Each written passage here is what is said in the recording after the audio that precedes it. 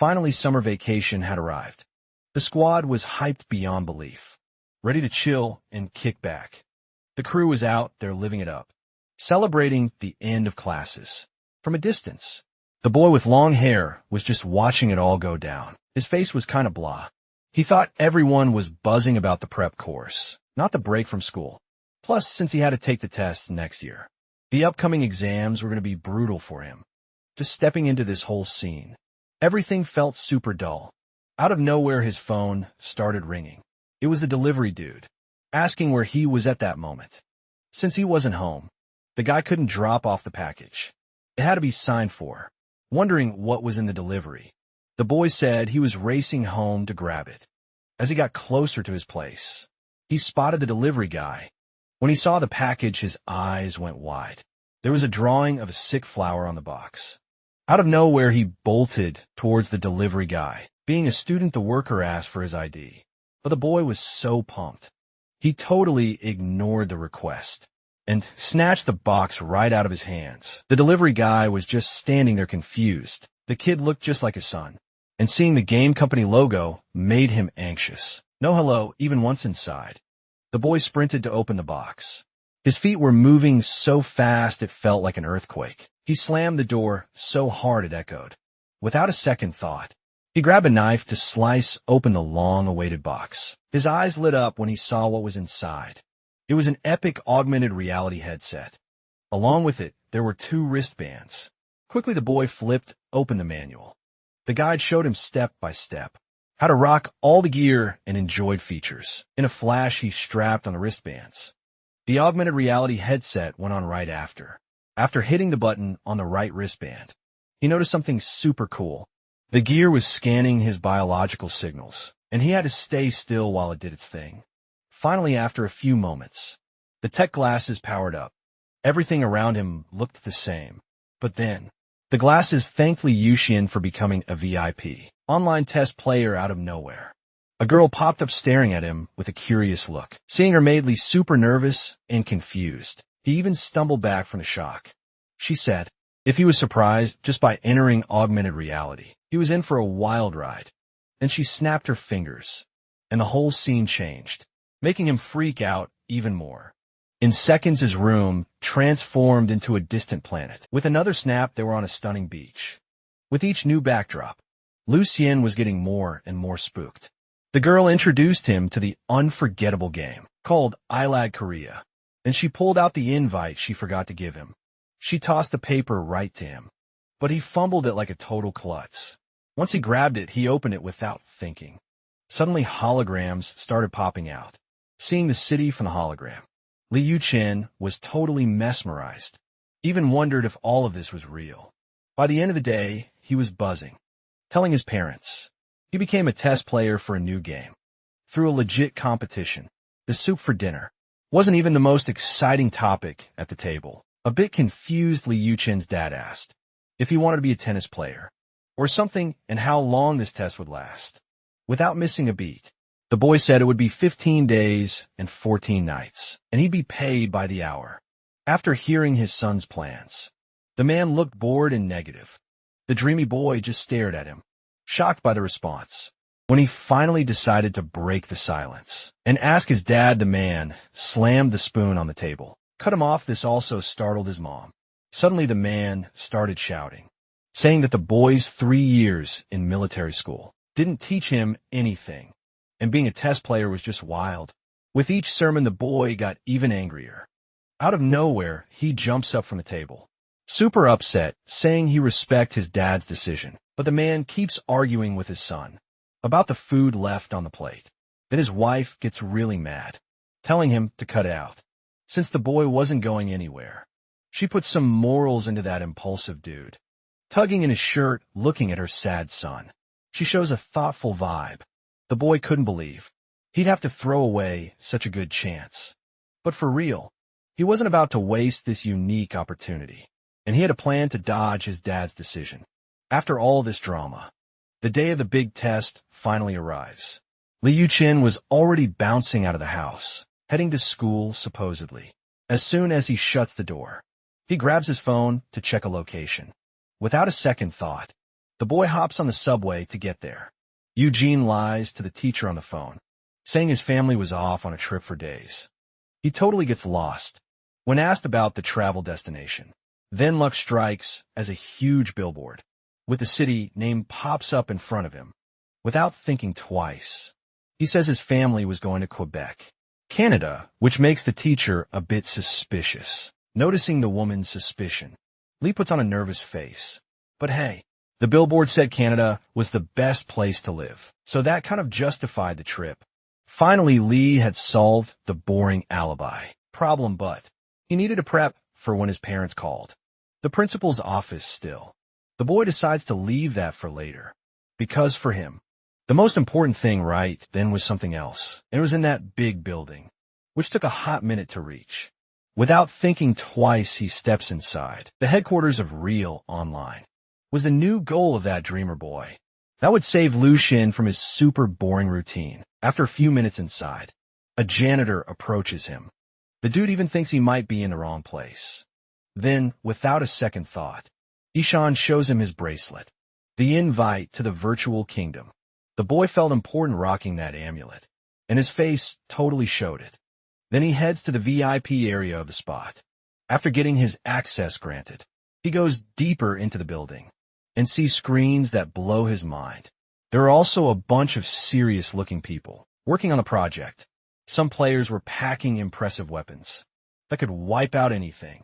Others look like real knights, straight out of a medieval movie. Li Yuxuan thought all of that was epic. Carefully checking out the place, he spots a kind of portal. That thing leaves him super confused, as it was something totally new to him. In just a few seconds, the silhouette there weirdly disappears. Lucien wonders what just happened. Suddenly a giant dude with an angry face shows up. The boy jumps thinking it was a bug. The one-eyed man glares at him in a terrifying way, and out of nowhere charges at the protagonist, smashing the ground and sending him flying. Liu Chen keeps wondering what that was all about. The man was chasing him for no reason. He shouts desperately for that strange guy to chill out. He soon tries to hide in a nearby house, but his attempt flops as the man breaks through the wall, entering without any struggle. The guy held an axe that would scare anyone. Lee had no clue what to do to stop his pursuer. He tried to disconnect from the game, while the man got ready to finish him off.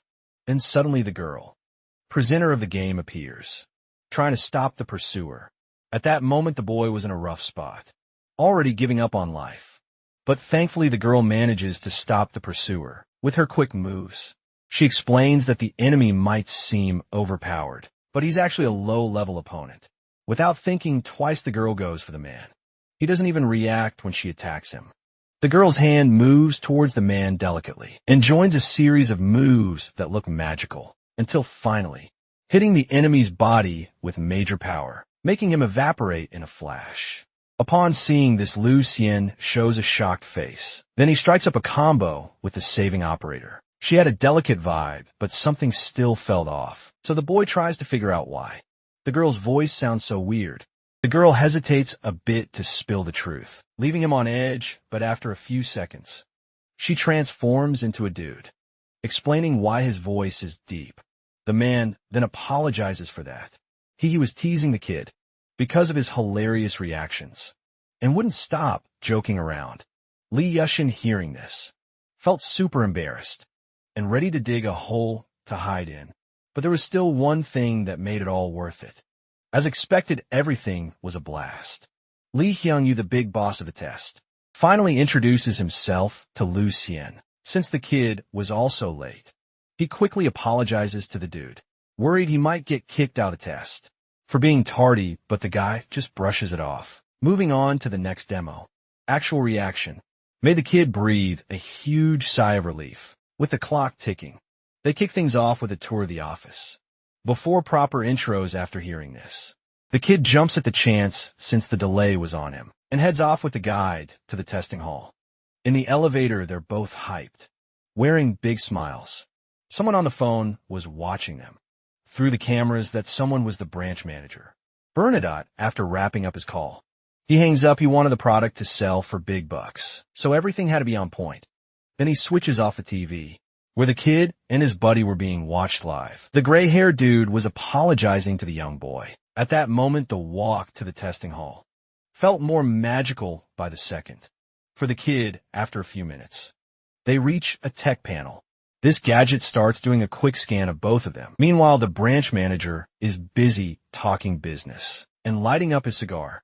Finally, after a few seconds of scanning, the young guys finish the process. And just like that, gate of swings open, letting them through when the kid sees the place. His eyes go wide, totally amazed. There was a ton of high-tech gear everywhere. He had a million questions for his guide. But before he could ask anything, the dude had a mission for him. He needed to put on the special tester suit. Li Yuqin was told to chill in the main room. After getting suited up, while the old man checked the gear, the kid stared at the suit, totally blown away by what he saw. Without thinking twice, he stripped off his clothes and tossed his backpack on the floor. After slipping into the suit, he started zipping up all the zippers. Finally, he reached the body adjustment zipper. Once he was all suited up, he had the biggest grin on his face. His excitement was off the charts. He felt like the coolest kid on the planet in that suit. Then he dashed for the main room. Soon the present sensor door started to open, letting him through when the gate fully opened. A bright light flooded in. The kid had no clue what that intense light was. After a few seconds with his eyes shut, he slowly opened them. Then Li Yuqin spotted a girl in a matching suit. She totally caught his eye. Her blue eyes and golden hair blew his mind. He was staring at her like she was some kind of magic. He thought she was just another version of manager. Li Hyunyi, the girl, looked a bit confused by that. Li Yuqin then starts complimenting this new version of the managers. Operator pointing out a cool feature. Those golden locks smelled like a sweet shampoo commercial. Suddenly the old man pops up out of nowhere, saying Miss Maria just washed her hair. That's why it smelled so good. Realizing she wasn't just a different operator, the kid felt super embarrassed. The girl quickly shoved him away. Roasting his ugly face, she even threw out some threats. But she looked like she couldn't hurt a fly. Without missing a beat, Li Yuqin apologized and stepped back. Then, he tripped over a machine that was just chilling there. With that, the clumsy kid fell onto a capsule-looking device. The machine started doing a user check and kicked off a revitalization process. Freaking out, the kid started yelling for Manager Lee. Maria, watching this train wreck, thought the kid was a total idiot. Hearing her roast make him feel a bit embarrassed. The old man apologized to Maria, explaining that due to some tech issues, they had merged the online reality server with the simulator. When she heard this, the girl got furious, not accepting that Li Yuqin was just a regular user. Meanwhile, the kid was pretty annoyed by the nicknames. She threw at him. She was totally not vibing with the manager's idea of bringing a civilian into the training simulator, worried that the higher UPS would catch wind of it. Once again, the old dude apologizes and explains that after the last incident, if the online reality hadn't merged, the simulator would probably be toast. The boy was itching to kick things off, since they were diving into some seriously confusing stuff while messing around with the machine. He felt the absence of a user manual hit hard. After fiddling a bit more, he got a little freaked out. Lu Shun realized there was no instruction manual for the game.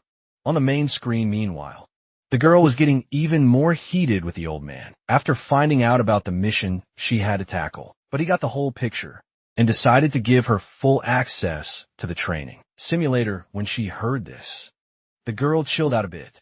Li Yuqin at that moment was just watching the argument, totally lost the old man, then asks if there would be any issue with canceling that.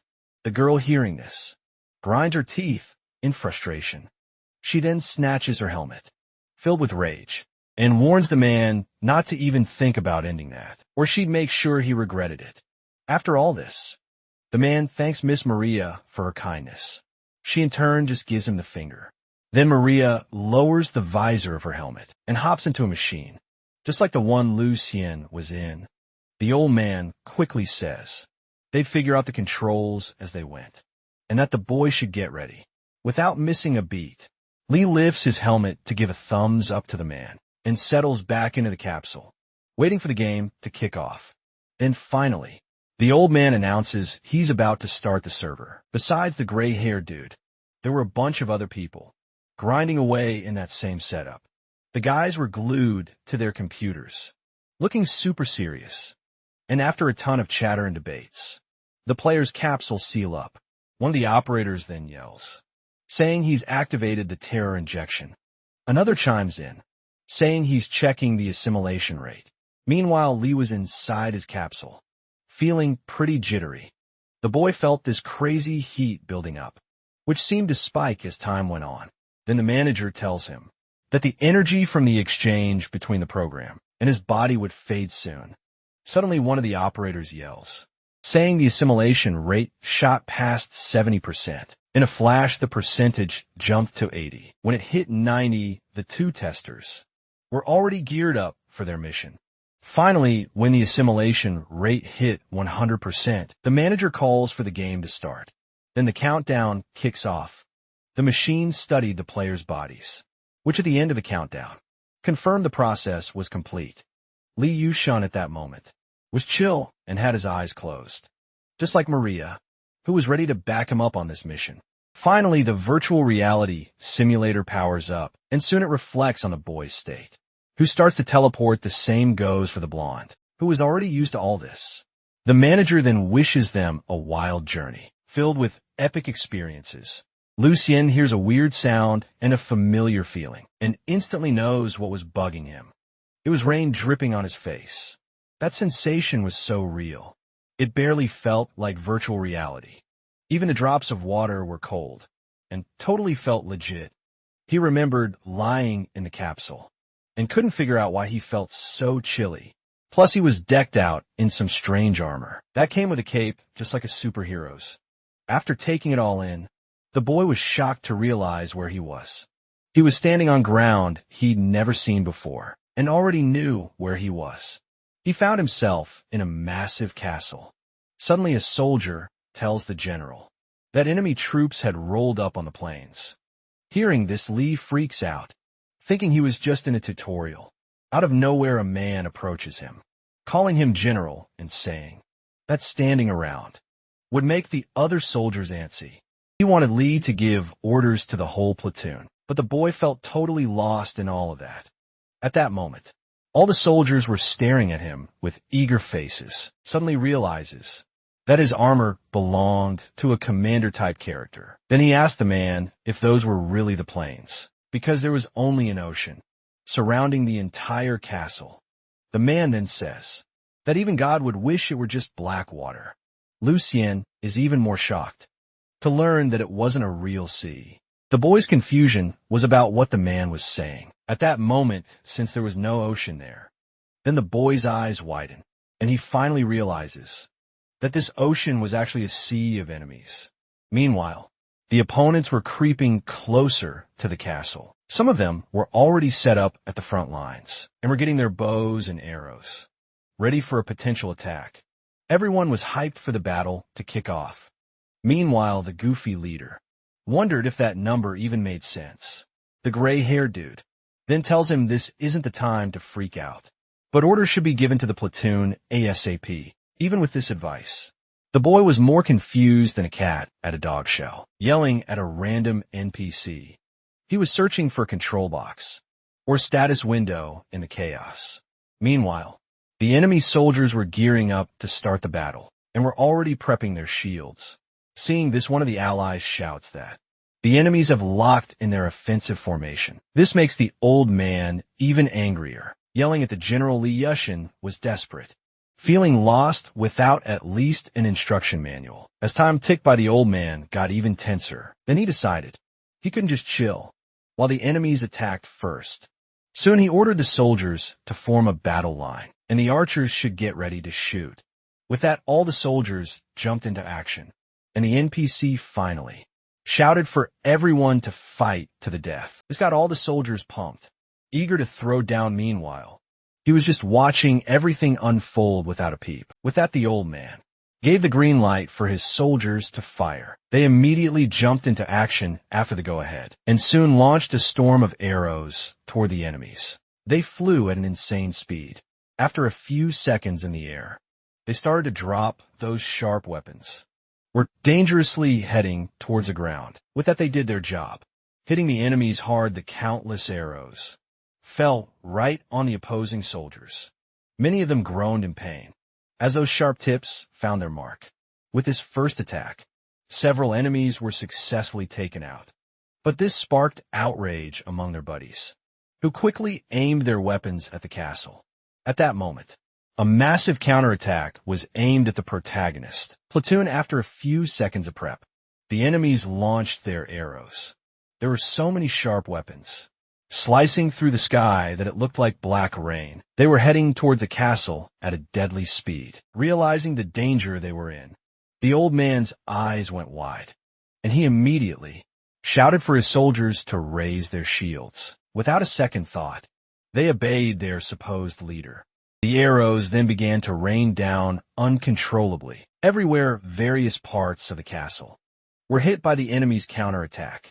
Many windows and doors shattered from the arrows, flying wildly, but on the flip side, many also hit their intended targets. The rain of arrows from the counterattack also struck several soldiers from the protagonist's team.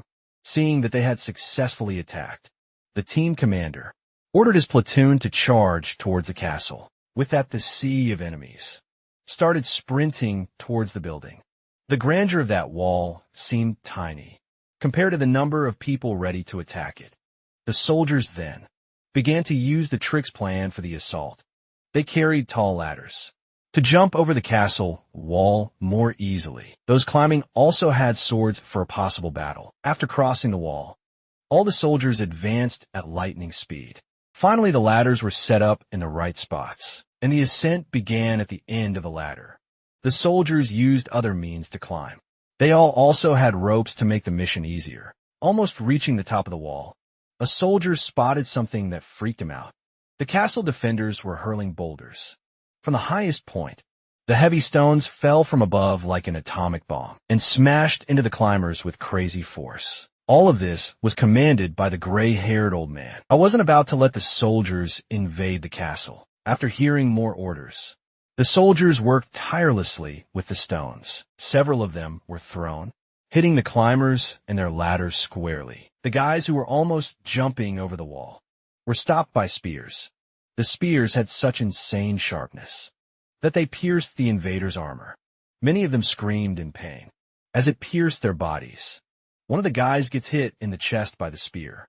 The soldier coming behind him doesn't even care about his buddy's injury and uses his body to push himself up and keep climbing. Meanwhile, the castle's defenders kept using their spears, realizing that the enemy wouldn't be stopped by his friend's body. One of the soldiers screams in desperation, but was already too late. The invader reached the highest point and smacked him right in the face. Not even the helmet could block that epic hit, and the brave soldier crashed to the ground. Seriously hurt, only the tears streaming down his face could show how much it hurt. Meanwhile, Lu Chun was watching all this, wondering if this was really just a game. It felt so real that he couldn't even react. It was way too close to reality, and Lee couldn't tell if it was real or fake. The online world was turning out to be super scary. Still on the field, a bunch of soldiers were firing bows and arrows. They aimed right at the top of the castle, where the defenders were. One arrow launched by a soldier went totally off course. It zipped over the whole platoon. Without breaking a sweat, even a wall couldn't stop it. Finally, the arrow flew over the castle wall. Willie was trying to escape the chaos. But out of nowhere, he gets hit and spills a good amount of vital red liquid. That row arrow just grazed his face. And, of course, it ended up sticking in the neck of some poor soldier. After getting hit, Lee instinctively shuts his eyes, realizing his hand was covered in vital red liquid. From his face, he freaked out. He couldn't wrap his head around why it hurts so much, since it was just a simulation, while trying to figure out if that pain was real or not. The gray-haired man looked at him with worry. The man then yelled for all the soldiers to protect the general. They jumped into action and quickly formed a massive shield wall over Liu Chen. After that, arrows started raining down from the castle sky. They began to fall point first, right on everyone looking up and realizing this. With his face spilling red liquid, Lee panicked. The soldiers quickly huddled their shields, as tight as they could then. The arrows started falling from the sky like raindrops. As they hit the shields, the general got even more scared. After a few seconds, all the arrows finally stopped falling. Lee thought this whole situation must be a game glitch. He still couldn't find a control window. He couldn't believe the mess he had gotten himself into. He was totally trapped in that chaotic place. Once the attack stopped, the redhead quickly ordered the archers to regroup. After everyone left, only Lee was left kneeling on the ground. He was super scared and covered his ears with his hands. Then someone came up to him. It was the gray-haired man, grabbing him and asking how long he would stay like this. The guy didn't get why. The leader wasn't giving orders in a situation like this. But the boy just looked at him totally confused. He just wanted an escape button to end all this madness. Suddenly, Li Yuxian started crying, begging to leave the game. He didn't want to be there for another second. The old man stared at him with a scary expression and then started shaking him, not getting a word of what he was saying. A little way from the castle, someone was watching the war unfold. He was hiding behind a bunch of invading soldiers and thought it was all a total snooze fest. Then, out of loyalty to the boy's dad, he decided to jump into the action. The man moved quickly, wielding a massive axe, and this weapon cleared a path through the soldiers. He swung it so much that only traces of destruction were left behind. He took down all the soldiers in front of him, without breaking a sweat. Meanwhile, the invaders kept trying to climb the castle stairs. A little further back, his friends were brutally taken out by the axe guy. The protective soldiers watched everything from the top of the castle, totally stunned. Finally, after a few minutes of clearing the way, the guy put his axe down. The gray-haired man and the protagonist stare at all this with wide eyes. Countless soldiers lay lifeless on the ground, and the axe was stuck in the bricks of the wall. Bits of armor were scattered everywhere. Many of them were falling from the top of the castle, and the one-eyed man kept advancing like a total legend. After a few minutes of walking, he managed to grab his axe back, seeing the sheer power of the man. The protective soldiers were completely terrified. Meanwhile, the giant was gearing up to drop another blow that would wipe out a bunch of people. Taking a closer look, Li Yuxian realized he recognized that silhouette. That it hit him, that dude. He was the infamous Black One. His villain was taking out soldiers, like it was a game of dodgeball. Those who were left tried to bolt from the monster in pure panic, but the gray-haired man was trying to hold them back, because if they ran, it would be a total massacre. Sadly, either way, lives are being lost left and right. Black One charged at the soldiers, with zero mercy or pity. When the gray-haired man saw the monster coming, he freaked out, but it was already too late. The giant was relentless. Even though everyone was ready to throw down, they couldn't stop him. He wiped out the entire battalion. Without a second thought, the soldiers were taken out brutally, screaming for their lives. Many got tossed aside like rag dolls. After getting smashed, the old gray-haired man just stood there, looking completely defeated. All of his soldiers were horrifically taken out. Necks snapped, only bits of armor, and broken swords were left scattered around. The only one left standing after that endless slaughter was Lucien Black. When men asked why he was hiding behind all that armor, with no one inside, the guy also said that the boy's dad was way weaker than him. The dude had played with fire so much that he got burned by the giant. Suddenly, Black One started swinging his sword. Li Yuxian watched, heart racing for his life. The guy then moved closer, reminding him of how his dad had gone down. Li, in that moment, thought about his own end. He also wondered if the game would end. If Black One took him out, the giant questioned why the boy wasn't picking up a sword to fight back. He seemed a bit confused when he heard the boy's voice. Li thought he had already kicked the bucket moments ago. Then he spotted the weapon lying on the ground. The long sword was just waiting to be picked up to take on the enemy. Black One then said it would be a shame to finish off a kid who wasn't even armed. He wanted Li Yuxian to die as a worthy heir to his dad's vital. Red Juice Li listened, staring at the guy and wondering what was wrong with him. Li Yuxian didn't even know who that dude was. Then he decided to grab the sword stuck in the ground. The boy was furious that the guy was talking about his dad, without even knowing him as Black One was a villain. His only goal was to take out the boy, not to chat nonsense. Liu Chen quickly told the guy to shut it since he knew nothing about his awesome dad, and the boy felt a surge of anger, mixed with the courage to face the monster.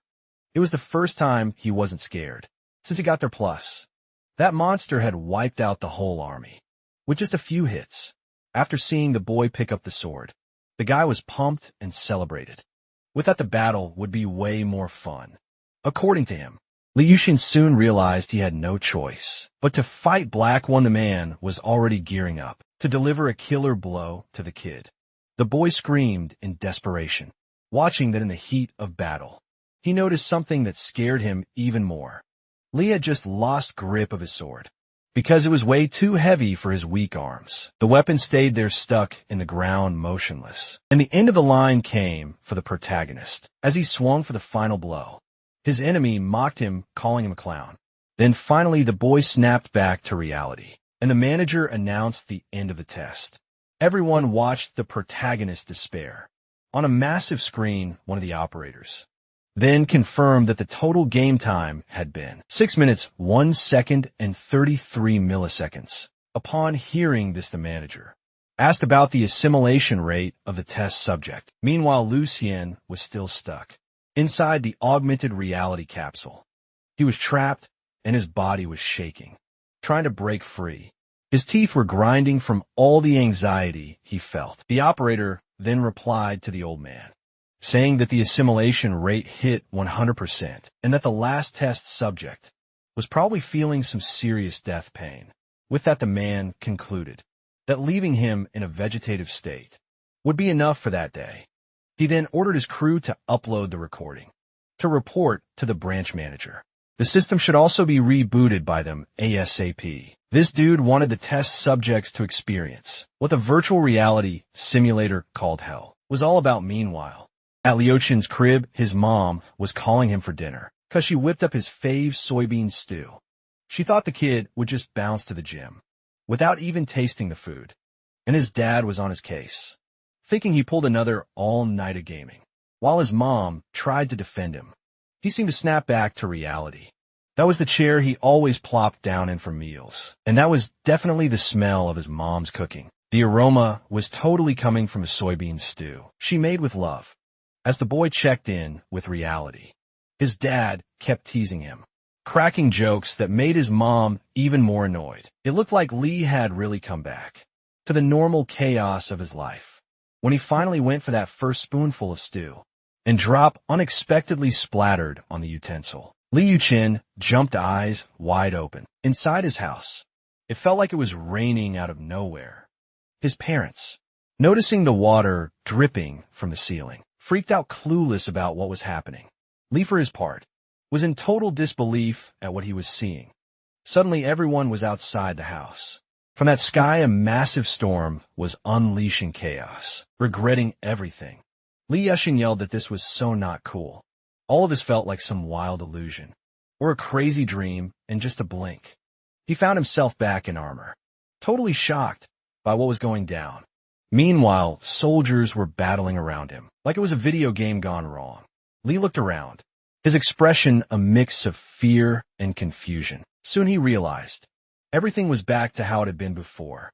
He had been yanked back into that hellish reality, and he was seriously bummed, pounding his fists against the ground in frustration. Super annoyed, he couldn't believe this was happening, and shouted that he couldn't finish the mission.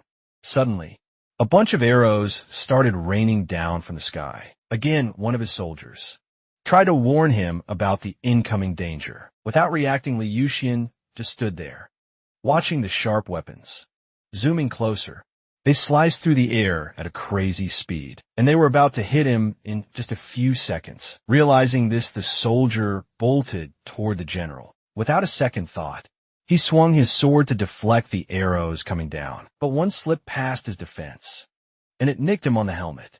They sent a piece of armor flying off.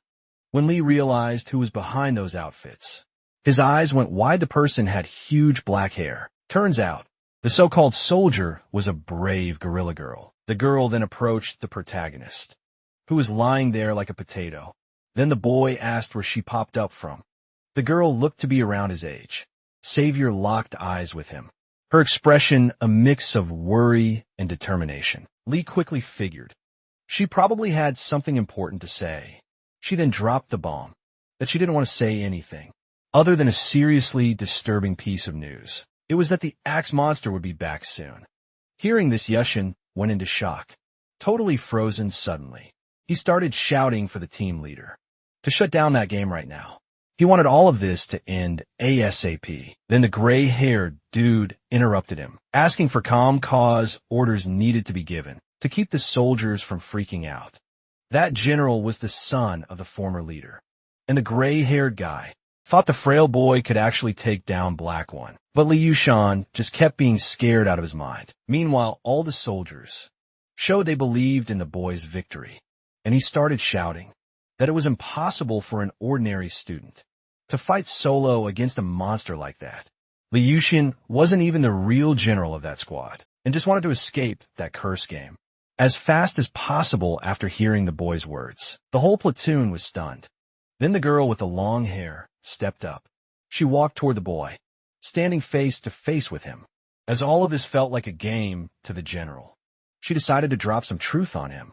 The girl quickly said that everything was pure reality and not a game, and that for everyone to survive, they had to fight bravely without backing down.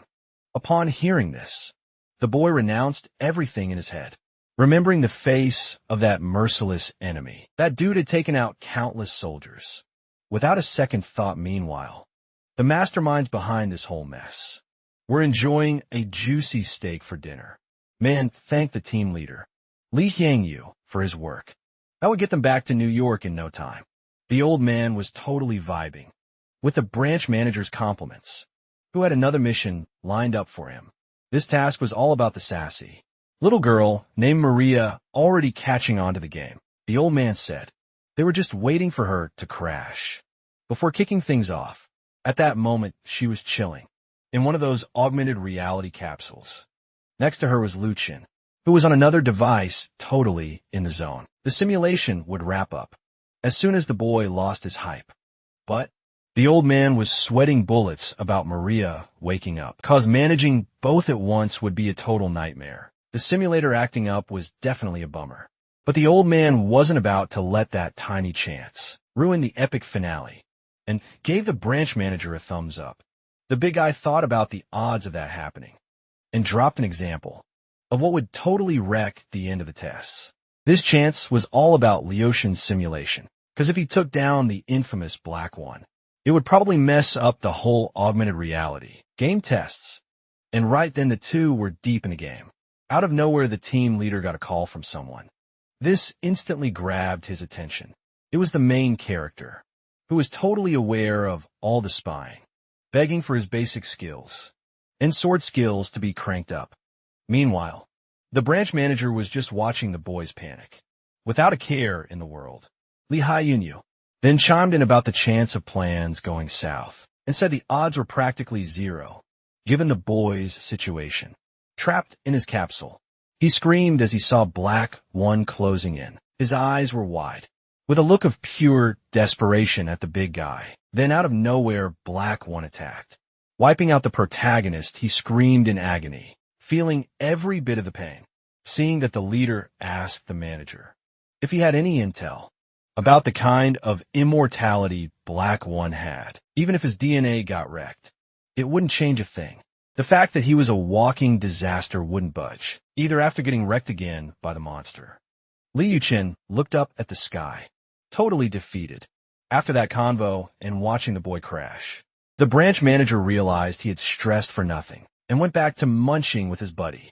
The old man just cackled at the whole scene, while the simulator flashed. The end of the second operation.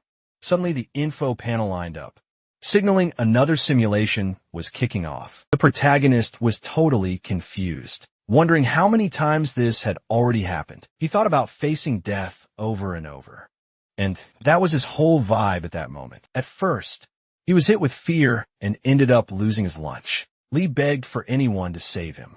He pleaded for his life, while desperately asking why this was happening to him. He had done some messed up stuff, and acted cowardly and foolish. But no matter what, he kept trying to rise above it. He faced Black One multiple times already, knowing how it would end. He was in a seriously shaky mental state. His opponent tortured him, saying his dad wasn't that weak, 'cause the man fought with way more fire.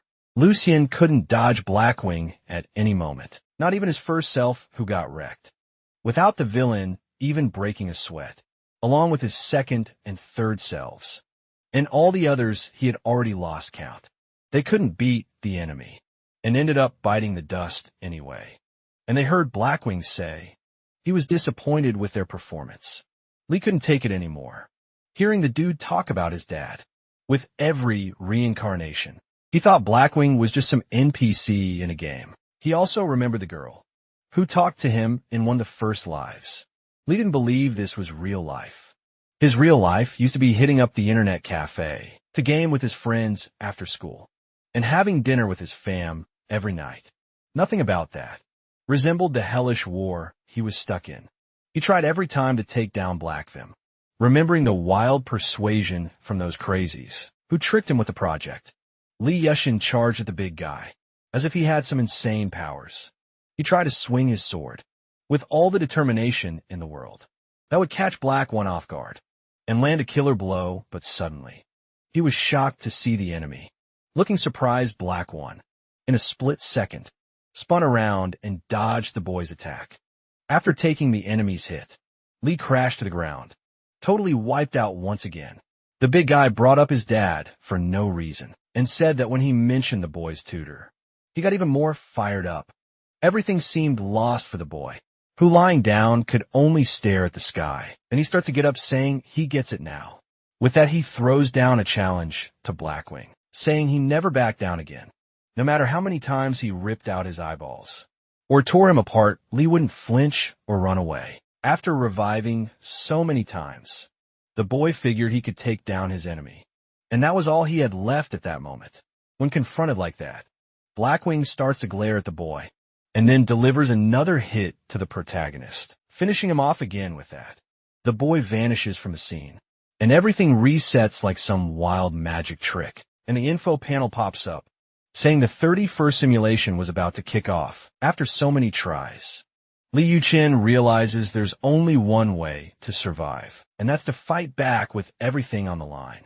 Suddenly someone rolls up, handing him a weapon. It was the girl, saying he didn't even compare to the enemy, even when he fought back, and that stung. But even feeling all that pain, he didn't hesitate to keep going. The protagonist, soaked in all the girl's words, looked at him with a face full of determination, not even thinking about giving up. At that moment, Li Yuxian had his eyes shut. When he opened them, he saw something desperate. It was a bunch of sharp arrows flying right at him, but once again the girl saves him, smashing all of them with her sword. The boy seemed totally unfazed by these same old situations, and the girl makes a call, thinking the general would fight. She wanted to lead and defend while he did that, pretending to care about this info.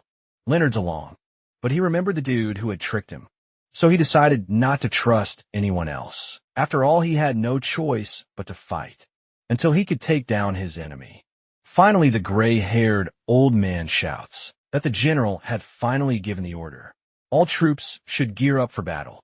Without a second thought, all the squads take up a guard position. Meanwhile, the enemies charged through the castle, like they were on mission.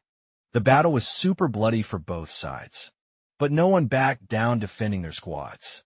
Li Yushin, for his part, gripped his sword tight, waiting for his biggest enemy. He was over this battlefield, but he finally got used to it and wasn't going down. Suddenly the girl shows up, highlighting the general's wish.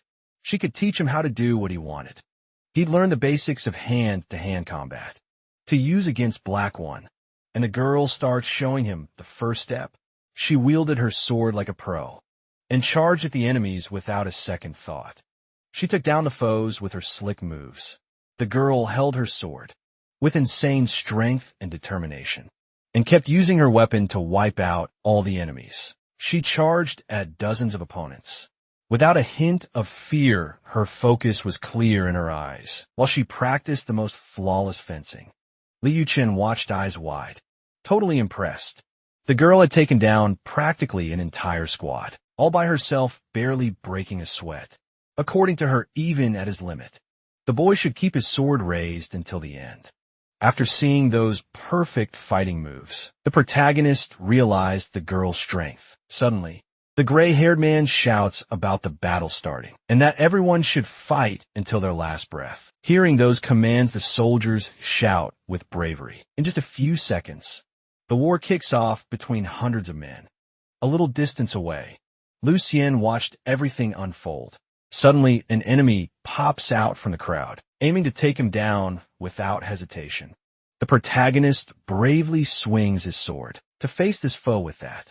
He blocks the man's attack, but then hesitates to finish him off after the block. Meanwhile, the girl was slicing through the crowd. She didn't hesitate while swinging her sword, and all the enemies that crossed her path were wiped out without mercy. After a lot of effort, Liu Xian finally knocks his opponent to the ground. He then realizes that if he wanted to survive, he needed to take that enemy out. That man looked at him with a terrified expression, almost begging for his life. Then suddenly one of his allies rushes in, trying to stop the protagonist, but was already too late, as Li had made up his mind that, if he didn't kill the enemy, he'd be the one getting killed. With that, he finally drives his sword into the opponent's body. He thrusts that sharp blade into the man brutally. The opponent screamed in intense pain. From that fatal blow suddenly, Li feels something jab into his body. That man, even wounded, had managed to hit him back. Then the boy realizes how tough it is to take down a human being. Not even his armor could block that sword. After finally finishing off the enemy, Li yanks that blade from his body. He's seriously worried about whether he'll make it out alive. After this, and the girl shows up with her sword raised, Liu Chen instantly clocks her presence. His eyes go wide when he sees the danger she's in. Right then an enemy was creeping up on her, ready to cause some chaos. Sadly, the dude gets exactly what he wanted. As she starts to disintegrate, she gives her last words to Liu Chen, telling him to never lose hope of getting home. Then she begins to fade from the simulation. She had also taken a bunch of arrows in her back. Watching that, Li's face twists into pure rage. After hearing the girl's last words, the boy gets furious, since she was just an NPC made by Li Hyunyu and barely knew what home really meant. She acted all wise, but didn't get why Yushin was even fighting. She listened to all his reasons, while staring into his eyes. Then Li realizes something's off in that gaze. The girl even tries to say something to her general, but she can't, as she starts to get kicked out of the augmented reality. This was happening because of the fatal arrows she took in her back. Lu Xian, for his part, watched that with total despair in his eyes, and he kept thinking about what she wanted to say before getting sneak attacked. The protagonist was completely outraged for not hearing her out fully. After all that despair, he grips his sword tight in his hands and decides he's going to fight until they can't anymore. He followed the girl's advice to keep swinging his weapon during the battle, because that way he probably wouldn't lose it. Liu Chen just needed to take down one person, but first he had to face an entire army. He didn't need to wipe out everyone.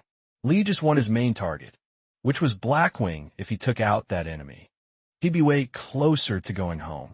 But the battle was super tough, and Li wished he had more strength. Then the opposing squad noticed his weakness and charged at him. In just a few seconds, a bunch of enemies were on him. Several swords stabbed into his body, and seriously hurt him. The pain was so intense that Li spat out vital red liquid. With this defeat, the panel kicks off the 33rd simulation. Up to that point, Yushin was still feeling the pain from those hits. But suddenly, he widens his eyes and stops feeling that sensation. Then once again, the protagonist goes back to the start for another shot. He's born in the simulation pretty angry, cursing his enemies. He charges at those guys without mercy, taking down everyone in his way. And not satisfied, he goes after more foes to eliminate. With that, some unlucky ones who dare to stand in his path end up getting wrecked. Liu Chen finished them off with crazy ease. This time, he took out 3 guys without breaking a sweat. Nothing could stop the boy who was hyped to get home. Each finish was celebrated by him like a champ. With every failed attempt, the simulation reset again. With that, Li had even more chances to master his weapon. He spilled vital red liquid from the enemies. As part of his training, their body parts flew through the air from there. Liu Chen's expression at that moment was pure rage. He only thought about taking down more and more people. Every second, anyone who crossed his path ended up getting sliced. Li strictly followed all the tips from the warrior girl, including the one to always keep his weapon raised. He was definitely getting the hang of it.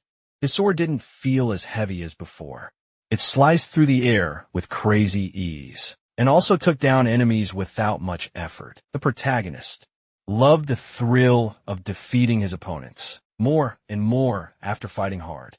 He stops to catch his breath. He seemed to have taken down about 5 or 6 enemies in just a few minutes as the rounds went on. His strength and energy grew, and luckily, these stats didn't reset after the round ended. This was definitely great for his evolution, but still he didn't feel happy about it all. While the kid was lost in thought, the warrior called him Venue. Shun realizes the likely reason for his unhappiness. Everything seemed to be because of that girl. As usual, she tried to say something to him, but suddenly a bunch of arrows started flying. And guess what? The cycle just keeps repeating itself. Li watched the girl on the ground, wishing she hadn't been picked for that cursed test. Her face was a total downer, no doubt about it, till the illusion she was just a ghost, conjured by this messed up place. But he couldn't shake off why hit him so hard. Once again, the info panel popped up, kicking off the 65th simulation. Already leveling up, the dude counted his victims. 9 enemies buffed. That was child's play. He took out about 10 opponents in no time, barely breaking a sweat all this while. Yushin thought he was a lucky dude, finishing some off with his rookie sword skills. A bunch of enemies charged at him, ready to mess him up, but the protagonist stood tall, looking brave as ever as he ripped off his cloak. He had a thought about the whole situation quickly. He managed to wound one of his foes before the others showed up. Then he tossed his cloak over the injured guy. With that, a flurry of arrows hit him right on and pierced his skin like it was made of paper. Even the pendant from his cloak went flying from the impact. Turns out, some arrows from his own squad hit him in the back. Seeing he did the right thing, Liu Chen flashed a wicked little grin. With that, he gripped his sword tight, as left his enemies wide-eyed and panicking. Then the protagonist charged at that whole squad. The soldiers tried to stab him with sharp harpoons, but he was too quick luckily. Li dodged an attack. That would have been game over with that weapon. Then he snatched it from the enemy's hands. With that, he lifted the opponent using the harpoon shaft. The enemy screamed in desperation as he flew through the air. Then Li slammed him down hard. But just when the boy was about to finish his opponent, someone snuck up from behind. It was another enemy, swinging a massive sword, ready to take him out to save his buddy. Luckily, Ishan caught on just in time before a fatal hit. Then he wrapped up what he was doing and tossed pieces of a dude at the other enemy. With that, another foe charged at the protagonist, and without breaking a sweat, the boy took him out with a sharp harpoon. One last enemy was about to get finished off, with the tip of the sword right in his face. But Lucien unusually paused to catch his breath. The adversary, meanwhile, was screaming for his life. Then the protagonist moved something cool. While prepping his sword to finish off the enemy, he was definitely getting stronger and stronger, even after taking down that squad. Another group came at lead for round 2. There was still one more thing he noticed. Even though his body was pretty banged up from the cuts, and his red vital juice was leaking from his mouth, he still hadn't kicked the bucket. But there was a catch to all this. It seemed that only Liu Chen was left standing. Not even the old dude who loved to shout was around, making noise. Not even that annoying knight with the red hair had survived. No allies in sight. They could be dead or just bailed, leaving the protagonist solo. But he didn't care, because from the jump, this fight was his with a strong urge to get home. Then an enemy with a massive weapon approached the boy. Li glared at him with a seriously angry face. The adversary, seeing just a kid in front of him, was grinning like he just won the lottery. Then, he grabbed something and tossed it at the protagonist. It looked like a piece of someone's body, flying through the air. Then it landed right in front of Lu Xian. He quickly leaned in to check it out, trying to figure out what it was. When he turned, he realized it was the hair of the fallen gorilla girl. Lu Xian's eyes went wide, not believing this level of cruelty. All the other soldiers seemed to take pride in that moment. They showed zero respect for a girl in battle. Lu Xian had no doubt he was alone in this fight, but you realize that girl had just been there a second ago, and he had no clue what she was thinking. So suddenly the other enemies started launching more weapons at the protagonist. Unfortunately, some ended up hitting him hard. With that, the info panel popped up again, kicking off the 67 simulation. Lee immediately asked the girl why she was smiling like that. He didn't get why she was smiling at that moment, but she seemed totally clueless about what the boy was talking about. Suddenly, an enemy showed up, trying to hit the girl. Li Yushin was already peeping at everything, knowing how it'd all go down. The girl was leaking a ton of vital liquid from her wounds, and Yushin drops the bomb about the moment she had doubts about.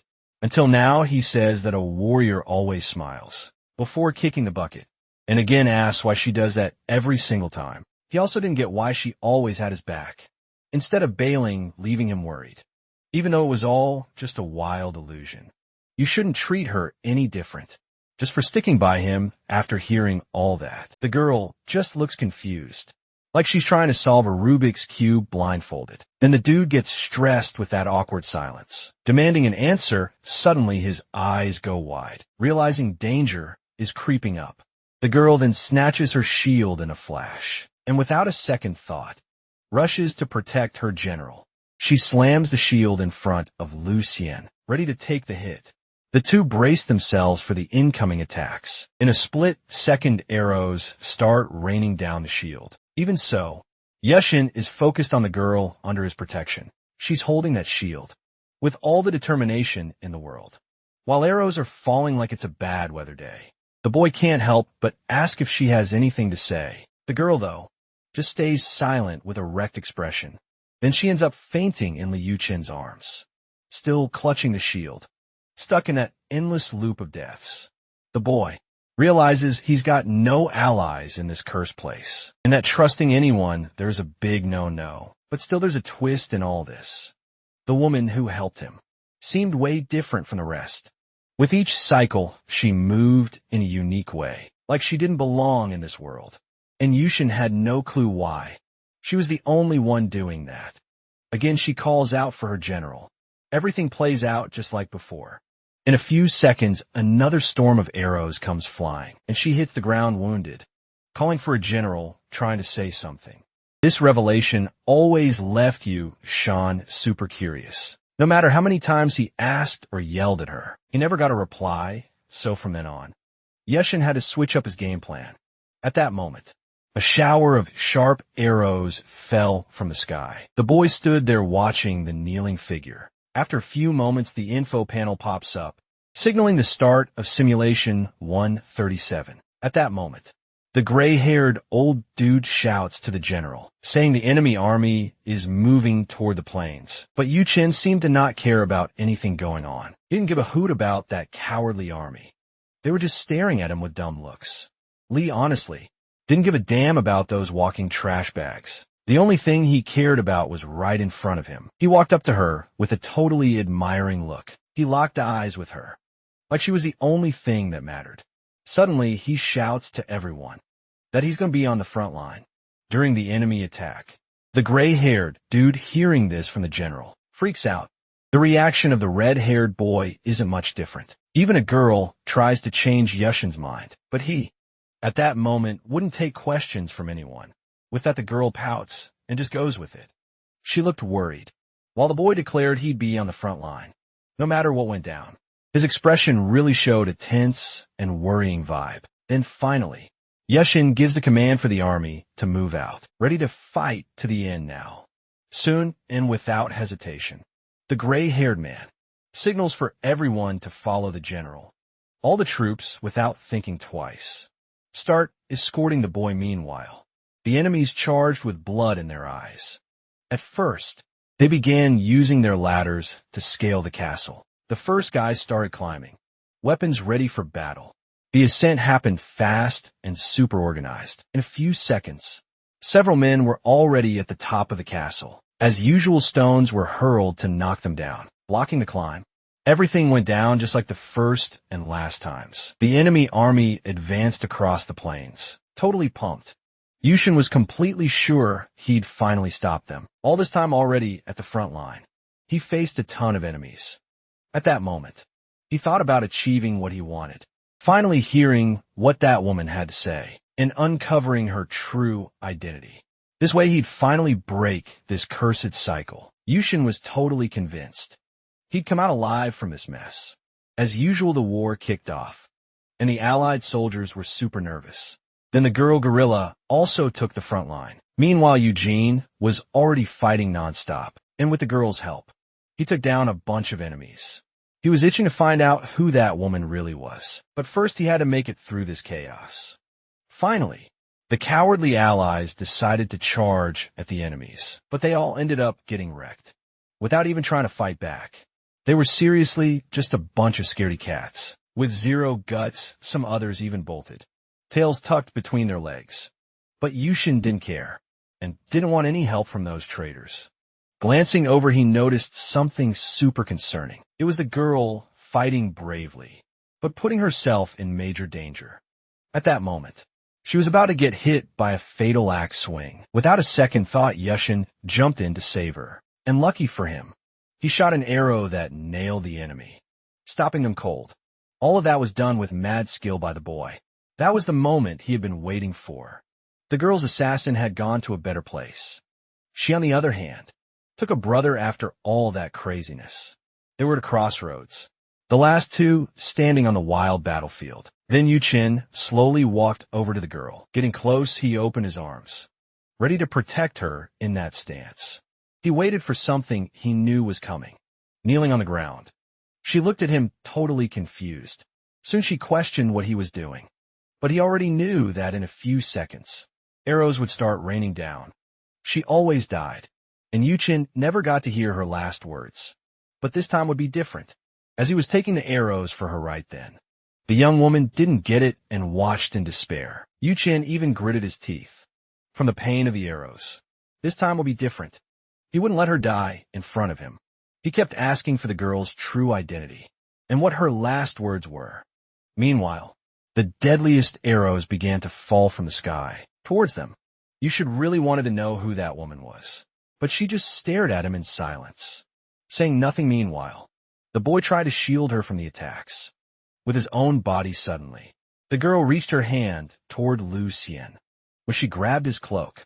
The general was totally confused.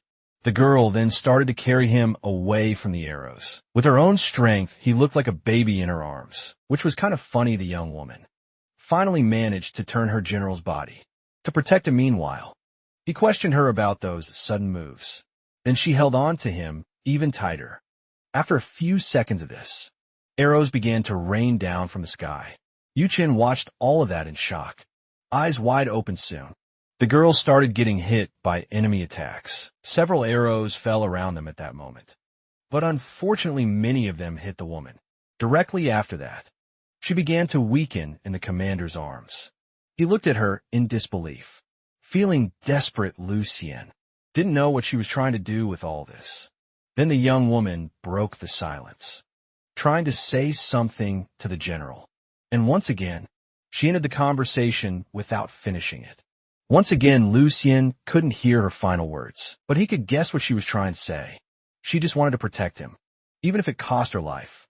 What she meant by protecting him, even if it always ended that way, was a mystery to Yushin.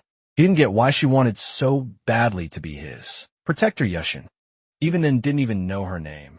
He kept denying all the facts, but he couldn't deny that she was something special, and she was the only one who managed to become a true ally of the protagonist. In that place, in yet another simulation, the old man shouted again, warning the general that enemy troops were closing in on the plains. The red-haired boy looked at Yushin with a bit of a scared expression. Even the allied soldiers seemed to be in disbelief. At what they were seeing, Yu-Chin stared at the girl, super curious about one thing. He wouldn't ask any more about her true identity. Instead, he decided to do just one thing. The boy then took advantage of the attention he had from the girl, and without hesitation, he asked her name. She simply watched him in silence for a few moments. Soon Yu-Shin realized that his question made her blush. He didn't want to know anything beyond that, so she could spill it without worries. Still, she stayed quiet, seeming not to want to share her name. Yu-Shin didn't know what hit him, but this was the first time he cracked a smile since stepping into that total nightmare. Finally, the girl decides to spill the tea, and this keeps the main dude super focused. She drops the bomb that she doesn't even have a real name. This leaves the boy totally shook, trying to wrap his head around it. What kind of nonsense was that? Then Yushin turns to confront the redhead, who looked like he was enjoying the chaos.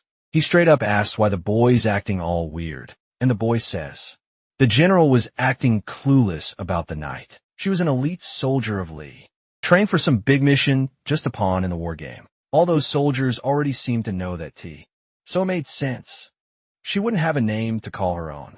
Then the redhead tells the general to chill about such a minor detail. This fires Yushin up, telling the guy to zip it. The redhead and even the girl are left speechless. Yushin was fuming that the dude treated his warrior like a toy. The redhead and the gray-hair man watched Yushin's rage with a mix of tension and popcorn vibes. Even the soldiers looked worried about the whole scene, with the other traitors bailing. She was the only one who stuck by Yushin, even if she was just a bunch of program data. In that moment, she wore a kind of sad look, and Yushin totally caught that in her eyes. She looked at him like she'd been hit hard by those harsh words. She was definitely different, and way better than those other cowards. According to the general, he couldn't figure out why she felt that way. She was just listening, eyes locked on the guy. Then the young woman finally breaks the silence, saying she wasn't different, just another soldier in the army. This was exactly what Ishan expected. Soon the gray-haired man tells the general that the enemy troops were rolling in. As usual then, Ishan starts to push that story aside, after all the enemies were already climbing the castle with their ladders. He had to face that endless wave of deaths again. A few seconds later, the war was kicking off. The Allied soldiers were basically getting wrecked by the enemies. As always, then Yushin realizes his heart is racing, probably from the fear, or maybe it was just nerves kicking in. That energy was bubbling up inside him. Yushin felt like he was about to burst. It felt like pent-up anger. But really, it was some unknown power twisting inside him, making him feel all hot and itchy. At that moment, the soldiers were already freaking out about how the battle was going. They looked back, thinking about bailing as fast as they could. Soon Yushin tells everyone to keep fighting, because if they had the energy to run, they could at least take out one more enemy. The boy's vibe felt different from usual. Soldiers noticed it, looking at him like he was a whole new person. Even the redhead seemed kind of impressed by that. Then, the gray-hair man tells everyone to fight for their lives, just like the general said.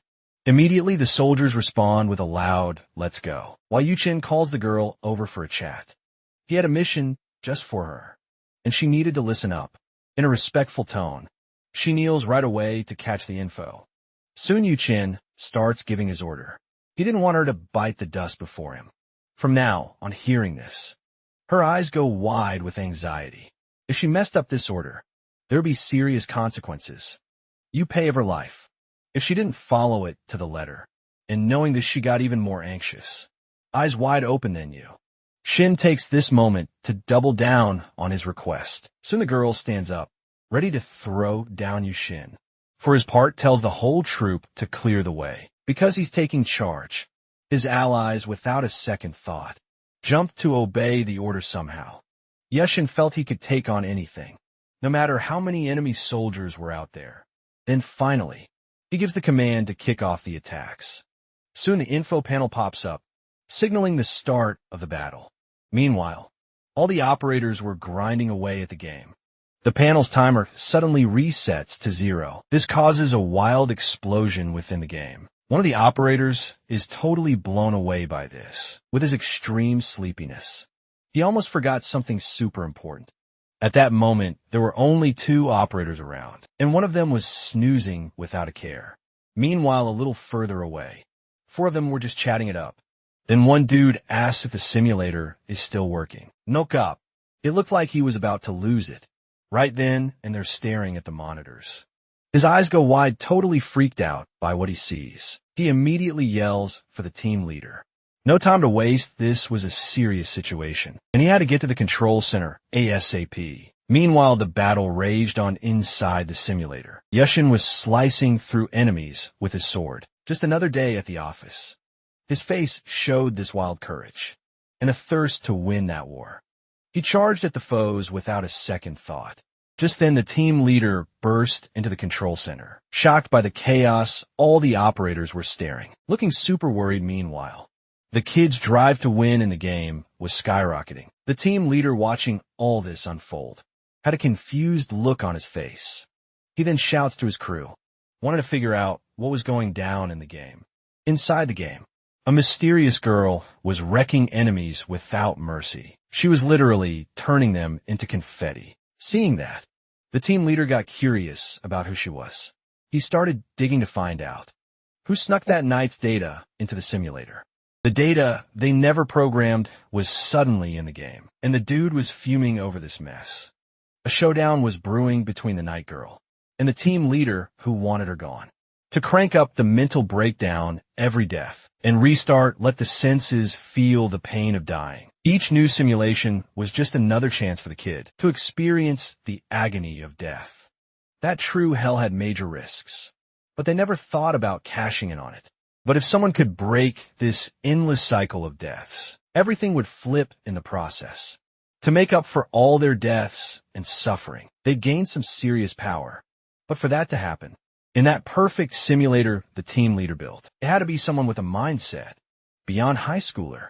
A little kid like that wouldn't handle all that alone. But in this case, he was impressing the team leader. He seemed to fear no enemy in the game anymore, while bravely fighting. The warrior girl had his back with some epic cover. She looked super determined to win that game too. This meant the irregularity was boosting Yushin's mindset in a major way, so the team leader ordered the girl to be yanked from the game. And if anything got in the way, the kid's brain should be overloaded until it fried. After that order, all the operators jumped into action. They were hustling on the game's programming. Like it was a race, the task looked tough, judging by their stressed faces. Many codes were written in some wild language. All this to fix that programming glitch in the game. Suddenly, Yushin spots something super weird. That grabs his attention. He could see everything happening on the battlefield. Everyone in front of him was moving in slow mo, even ones far away. Watching the enemies advance slowly was just bizarre. Even the arrows seemed to be taking their sweet time. They floated through the air slowly without any force. Only their sharp tips were a threat that moment. Seeing that, Yushin was impressed and realized something was kicking off. Finally, after a few seconds, the arrow zoomed toward him. He easily dodged that weapon. His protector then took the chance to slice the projectile in half with her sword. The arrow shattered into pieces after getting hit hard. Meanwhile, Yushin was taking in everything around him, deep in thought. It was still pouring rain at the battle site. Then Yushin started listening closely. Just by hearing the nameless knight's breathing, he felt something. She was sticking to the special request up to that moment. And this made Yushin crack a small smile of joy, because his order was being fulfilled. But no time to chill. The enemy army was already charging at him again. Yushin faced them with a fearless look, ready for whatever came next. Then one of the soldiers let out a massive shout to scare him, and Su charged at him with 2 sharp harpoons. On the defensive, Yushin watched the attack with insane calmness. He took advantage of the enemy's slip to dodge the attack. Meanwhile, the cowards watched everything, totally impressed the protagonist, then snatched the 2 harpoons from the enemy. Soon he started spinning the bases of the weapons, and he also lifted both weapons, planning to suspend the opponent in the air. This causes the man to be launched away, screaming in panic. He flew through the air, clutching his harpoons, terrified for his life. After finally crashing to the ground, he faces Yushan with pure despair on his face. The protagonist was already closing in, to finish him off without mercy. Then finally Yuchen brandishes his sharp weapon and takes out his enemy in a savage and brutal way. From that moment on, all the foes looked at him with scared expressions, fearing for their basic lives. Yuchen was ready to take on anything and reclaim his past back home. Without a second thought, he charged at all the adversaries. With his powerful strike, he took down dozens of enemies in mere seconds. The wide-eyed opponent showed the fear he felt, watching Yushin advance mercilessly over his allies. In just a few seconds, the boy arrived there and, without wasting time, dealt a fatal blow to the man, who disintegrated into several pieces and a whole lot of vital red liquid. After wiping him out, Yuchen, hungry for victory, moved on in search of more victims. You could hear the screams of pain and despair from the enemies everywhere. Yuchen seemed to have superpowers, finishing them off using only sword skills. Nameless Girl was also crushing that army with ease. The two formed a legendary duo.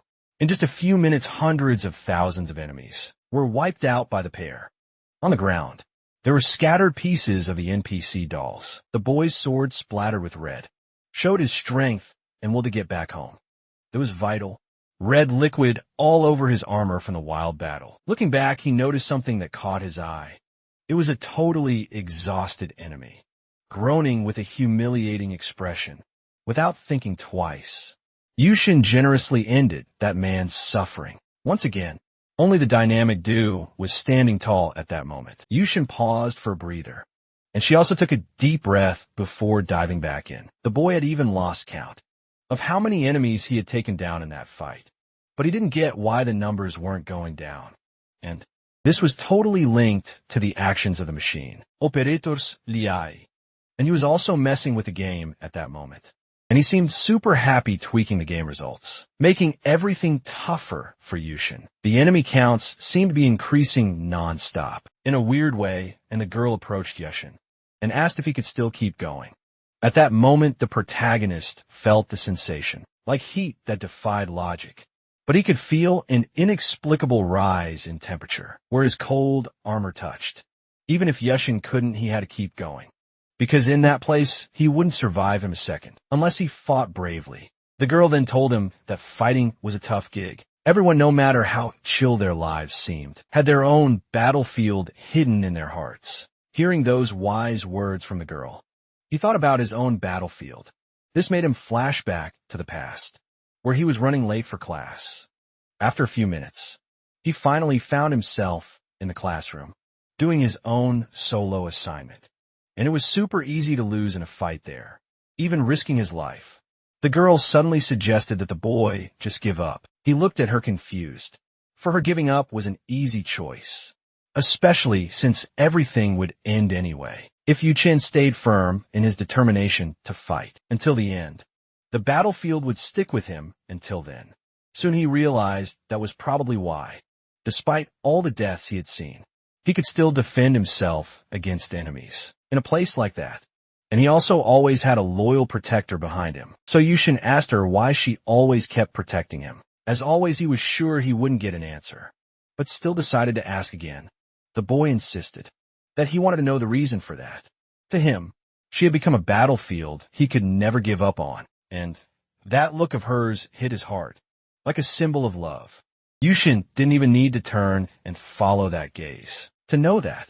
His senses had become so sharp he could feel it coming. There existed a pattern that neither he nor she could break, not once since the beginning. Could the rain of arrows be avoided? After thinking all these things, Yushin asked the girl for an answer again. He thought she might give up on it all, but the girl wouldn't break her silence for anything.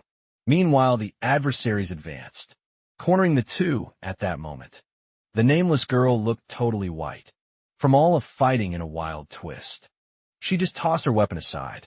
Her steps were something Yuchen had never seen on a battlefield before. They were completely free of any sadness or doubt. Yuchen was seriously impressed by that. It felt like she was running out of time, as if those steps had only one goal. All of them seemed to be for her own cause. In that moment, she hugged Yushin with all her might, while arrows rained down. She was determined to protect her general, and there was no other way to do it, even if it cost her life. She was going to finish the mission. Just like her general, she would never bail on the fight, and there was no way she would stop trying to win. Going through this endless cycle of loss, Yushin thought. He had gotten used to this morning battle, but there was one thing he still couldn't handle. In that moment, he found himself begging the girl to let him go. Meanwhile, arrows were falling from the sky, like it was a bad video game.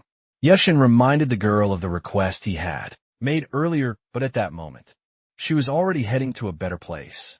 Seeing those arrows stuck in her body, Yuchen felt totally hopeless. There were sharp bits of those weapons everywhere. Even he had taken a hit in the back. Still, he didn't stop trying to shield the girl from all. Then the girl tried to send a message to her general. She didn't want him to give up on life too.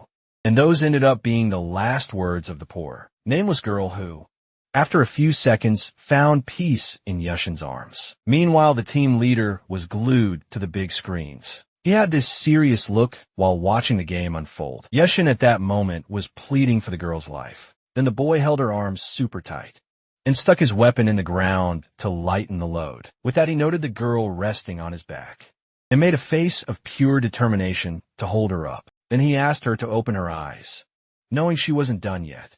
The girl had told him to never give up.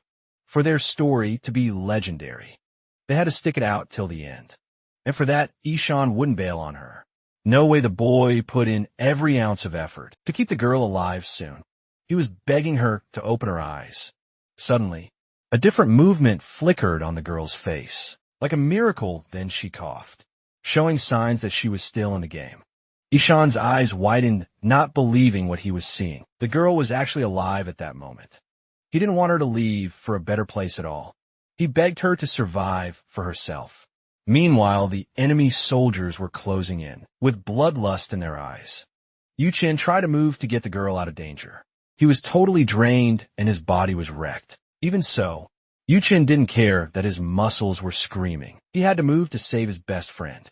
This also gave him a shot at surviving the battle. Then Yuchen gripped his weapon with all his strength and planted it in the ground for support. Suddenly, he started radiating a ton of energy. Even his eyes looked different than usual. The nameless girl at that moment was losing a lot of vital red liquid. Yushin wanted to save her at any cost and beg her to hold on tight. Taking advantage of the delicate situation, the enemies pressed forward.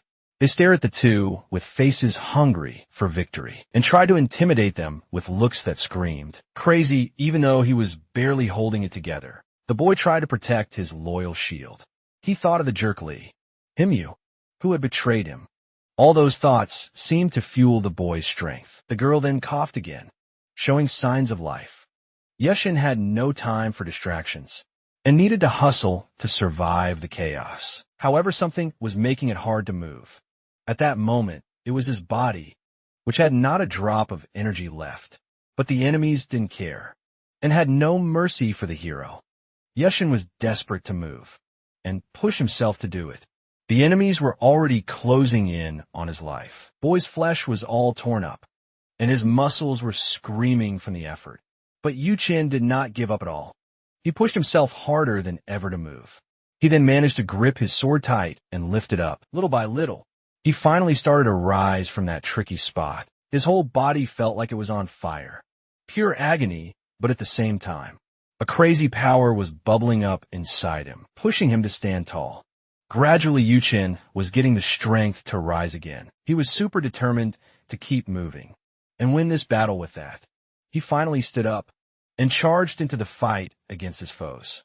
With one swing of his sword, he knocked down a bunch of enemies with insane force, pushed forward, taking out opponents without mercy, fueled by a need to rise again. There was a lot of vital red liquid from the enemy army, splattered everywhere, but even so, Yushin didn't stop attacking for a second. Meanwhile, Lee Haiyun was glued to the screens, totally impressed by the kid's wild attack.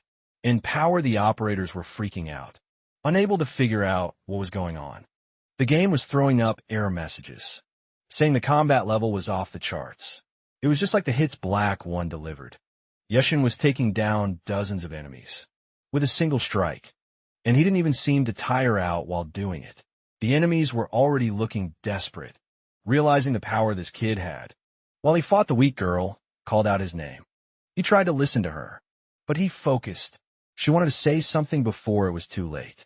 She wished for Yushin to give her a name. In all that chaos, even he was caught off guard by such a random request. In the middle of all this madness, he decided to name her later.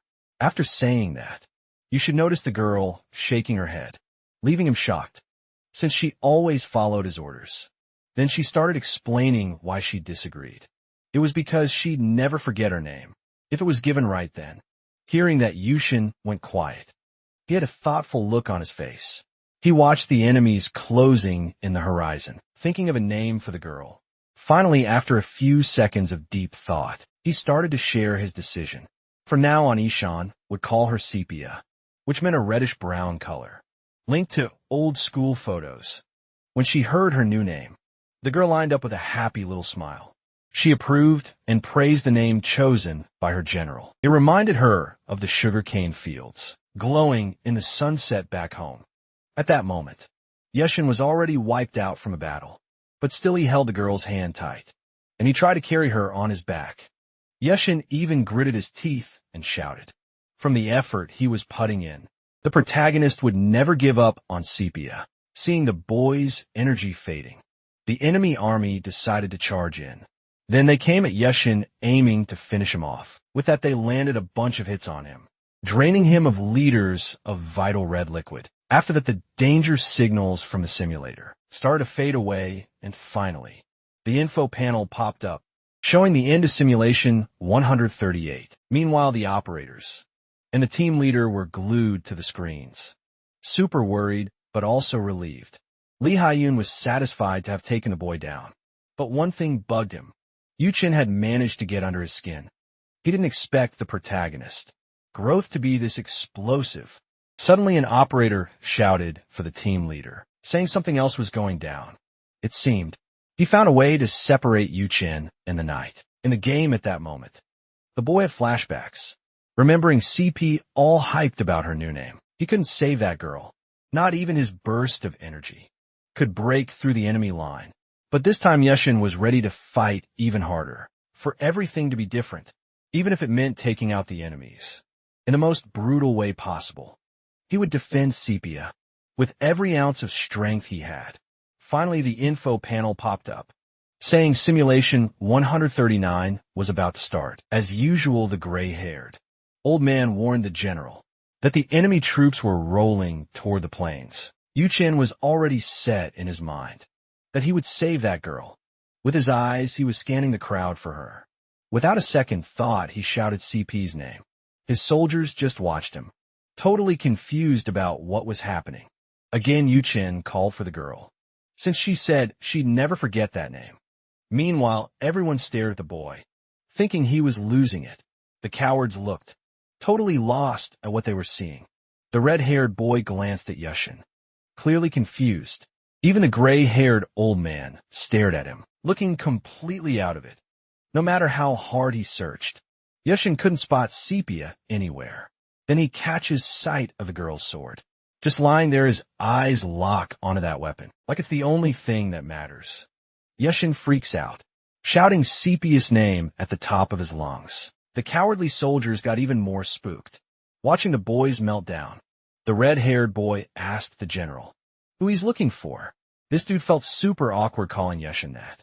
To him, Yushin was supposed to be this legendary figure, but honestly he seemed like a total shell. The Lee Yushin he knew was a coward who always ran from battle. He just couldn't wrap his head around how such a weakling got to be a big deal in the army. At that moment, Yushin looked seriously ticked off, but he had to admit he had this vibe that only a real general could pull off.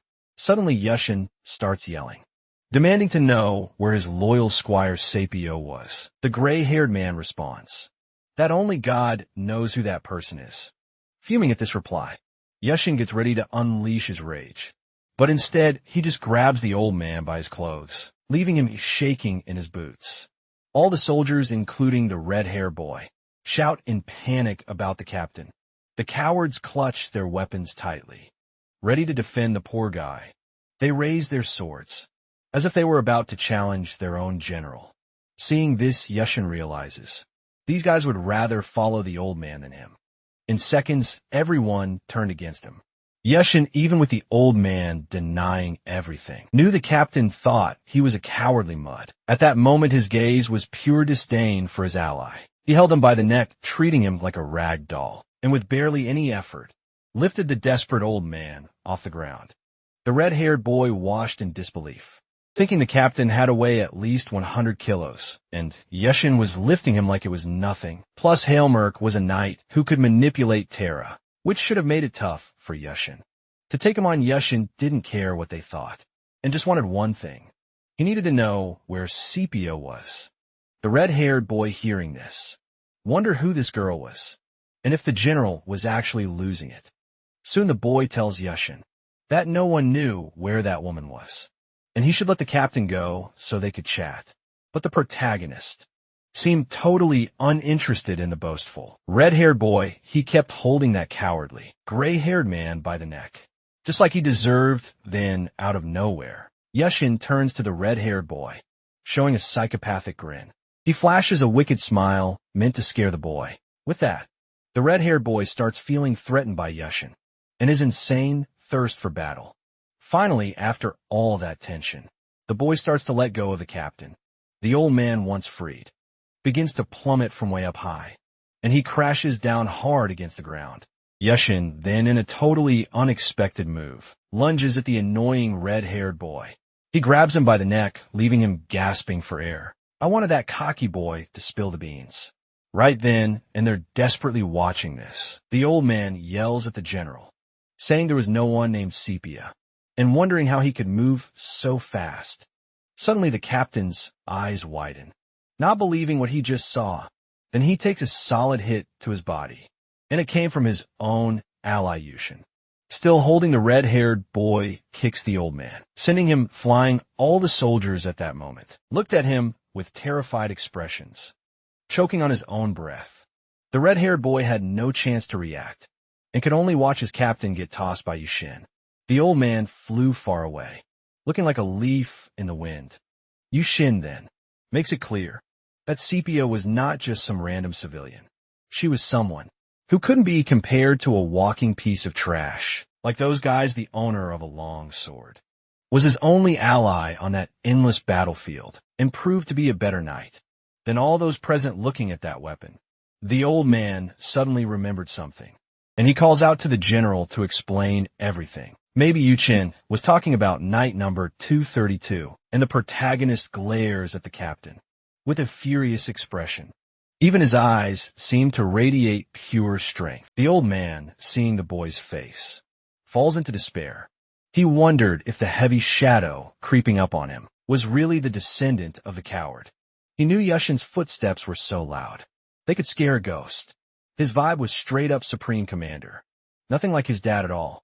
Once again, Yushin reaches for the neck of the poor soul nearby. With that, he drops Sephia's true name and asks where she was, soon finding out she was probably in the infirmary. When he hears this, Yushin gets a little freaked out, wondering why the girl was stuck there.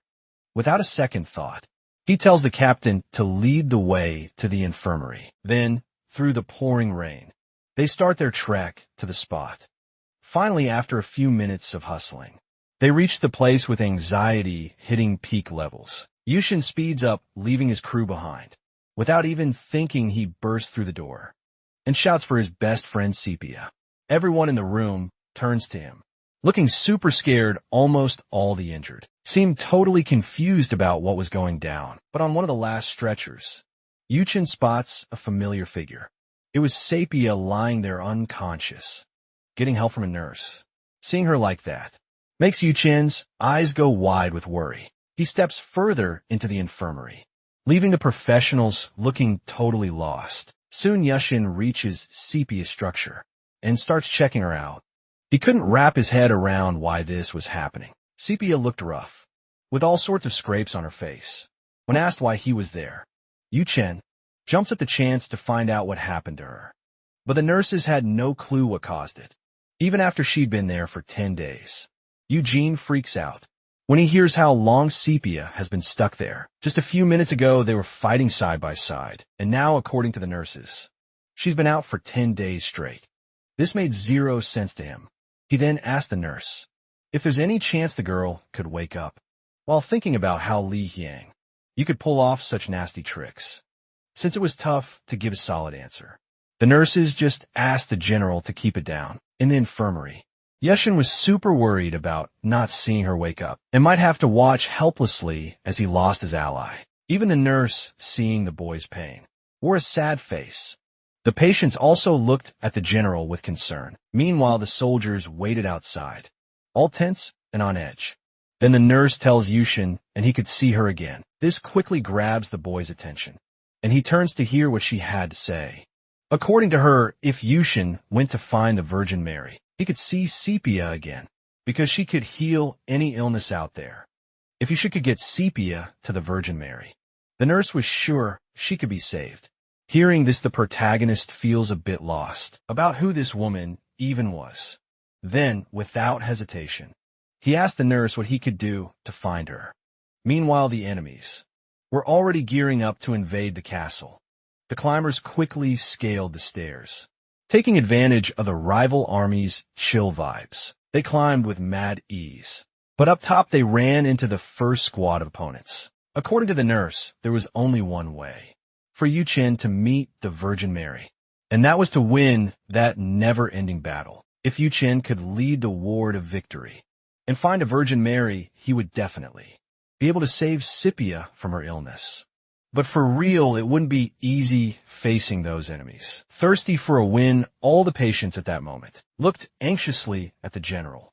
He was deep in thought, at the foot of that girl's stretcher, and he already knew that if he wanted to see Sepia again, he had no choice but to win the war.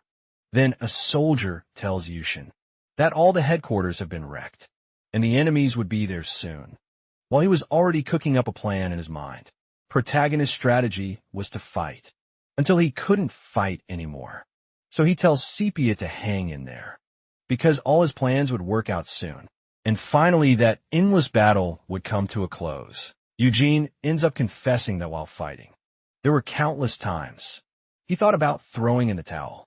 That wild battle left some gnarly marks on his memory. Through it all, there was one thing that kept him going. Everything he did was for Sepia. Even with those scenes stuck in his head, the main character pushed on thanks to his friend. With Sepia's unwavering support, Yushin started to think he could actually survive in that messed up place. So when she vanished, he freaked out, because if that was real, he was totally doomed to get crushed there. But now, he had a legit reason to fight and not back down. In that moment, the enemies charged at him with a hunger for chaos, but he wasn't about to throw in the towel. Driven by his need to get home and save Sepia, no matter what fueled by that fire, Yushin charged at the foes. He swung his sword with the skill of a pro. In just seconds, he unleashed a flurry of strikes. Yushin took down a bunch of enemies, who screamed like they were in a horror movie. He was definitely ready to fight to the finish, without backing down. And he wasn't scared of the army he was up against, even if it looked intense. He was just getting warmed up to show off his skills. At the top of the castle, you could see the sheer power radiating from him. Even chunks of concrete were flying. Apart from Yuchen's hits, a bunch of enemies were practically vaporized by that, and the ones left were screaming. Begging for mercy, Yushin's face showed he was hungry for victory, but the enemies kept coming, acting like they didn't get the memo about the danger. Without a second thought, Yushin got ready to defend himself. He raised his sword ready to deliver the final blow. Just seconds later, a massive explosion erupted from his strike. Enemies and debris went flying in the chaos, and Yushin showed zero mercy for the ones who survived. As he scanned the area, he noticed some weird movement from the cowards. Meanwhile, he was giving it his all to win the battle. But then his eyes went wide, realizing what was happening. All the so-called allies were turning tail and running. The old captain and the redhead looked more scared than kittens, and they bolted with the rest of the army in a panic. Yu Chen's disappointment was written all over his face. Meanwhile, an enemy soldier was sneaking up on him from behind, like a total coward. While Yu Chen was distracted by those traitors, he became an easy target, so he got hit by a harpoon, and it hurt like a truck in his last thoughts. He cursed his allies, feeling the pain. Blood was everywhere, painting the ground red. Then the info panel popped up, announcing the end of Simulation 139. A wild thought about this endless loop of brutal battles hit Yushin. He wondered when these exhausting fights would finally stop. Once again, everything went sideways, and he bit the dust. In the next rounds, it was the same old story, and in the end, through all this pain, Yu Chen had to fight solo with no sepia to back him up. No point in hoping for help from those cowards, since they bolted at the first sign of trouble. Yu Chen then wondered why those guys always try to bail during a fight with no escape route. Suddenly his eyes widened, thinking of a wild possibility, and the info panel popped up, announcing that Simulation 140 was about to kick off. Just seconds later, the old gray-haired dude's voice echoed, saying, "The enemy legions were rolling in across the plains." At that moment, the boy stood frozen, feeling the rain drench him. Then he asked if the reinforcements had shown up yet. The captain looked confused, totally lost on what he was talking about. Yushin couldn't believe the guy's surprise over such a simple question about reinforcements. Hearing that, the redhead shot them a look that screamed panic. Even with those words, the captain still didn't get what reinforcements the general was on about as expected. Yushin realized they had reinforcements that even he didn't know about, and on top of that there was some serious muscle. With that, Yushin figured he wouldn't need to ask any more questions. He was shocked to find out his own crew had kept this info from him. Then he flashed a smirk at everyone around, and he told them he knew about a supposed plan the captain had cooked up. Hearing that, the redhead got all hyped, grilling Yuzin for details. According to Yuzin, they had used the archers to stall, and this Li lineage was just a trick to throw him under the bus. All that pressure they put on him to give orders was way more twisted than it looked. Those demands from the old dude were part of a seriously shady plan. They didn't expect the kid to actually give a real order. They just wanted him as a pawn, while they waited for backup to roll in. All they needed was a clown pretending to be a general, and they used Yushin as the main piece in this messed up game. Still, there was no other way to explain all the nonsense that army had pulled. In his eyes at first, he was surrounded by folks desperate to throw themselves at Blackwing. When the general started talking, the captain got jittery. Then Yushin asked the old man if he was Hallenberg, and throws the same question at Joseph. The redhead, hearing this, gets super nervous, just like the captain. No matter what excuses those two had, Yushin just wanted them to cut the hypocrisy. Right then and there, when called a hypocrite, Joseph flipped out. He yells at the general, claiming everything was an unavoidable choice, like they had no options after hearing this excuse. Yushin finally gets why those guys acted the way they did. But there was a twist to all of this, and that twist was one single person. So you shouldn't. Admits this whole thing was planned out, and puts himself in their shoes, realizing it could bend him. But as everyone knew, his only goal was to win that battle. So he decides to ditch the waiting for backup strategy. Right away, hearing the new orders, the soldiers get even more on edge. Joseph is also shook, thinking this was just absurd. Then the captain slams his sword on the ground, challenging the kid. He quickly calls Yushan over for a serious chat. To him, it seemed like the general thought this was just a game. Those fools were the type to bail before the fight even started, and still dared to underestimate Yushan. But he didn't care. Not even death could free him from this endless battle. So even with his body wrecked, he couldn't stop pushing forward, trying to escape the hell. After all this thinking, Yushin gives an order he wouldn't repeat. For the soldiers, all the knights should gather at the castle gates ASAP. When they hear this order, the warriors get even more anxious. But already on it, they start moving toward the castle gates. Meanwhile, the enemies were taking more ground and charging in without a care. Even the horses on the allied side looked nervous about this fight. The tamers were struggling to keep them on track toward the destination, but after a few minutes of chaos, they finally reached the castle gates. So the old man shows up and asks if the tamers really got all the horses. One of them confirms, but points out there's a catch. This makes the captain super anxious, with a pretty unhappy face. Then the knight tries to explain what went down. The deal was that one of the horses was refusing to follow the path. Then the old man spots something off about the animal. According to the captain, it was General Lee's horse. Creature looked furious at that moment. Yushin, after a bit, arrives at the scene his soldiers, seeing him get tense about the problem they're facing. The protagonist still had no clue about the big issue with that horse, so he walks up to the crew and asks if all the animals were there. The captain immediately says yes, and asks what the boys' plans are. After hearing this, Yushin orders the gates to be opened. The gray-haired man, startled, asks what they should open right now. Without missing a beat, Yushin points to what he wanted, and that was the massive castle door. Again, Yushin orders the gate to be opened. In a crucial instruction, he tells his soldiers that once the door opens, everyone would charge out of the castle. This statement from the general makes the scared ones even more nervous. They were pushed forward, taking advantage of the enemies distracted by the wall. And after that, they take a huge step toward victory. Yushin seemed unbothered by the wave of enemies coming at them. And the next step he ordered was to seize territory. Up to Black One's base pronto. Once there's something epic was about to go down, the whole army would face Black One.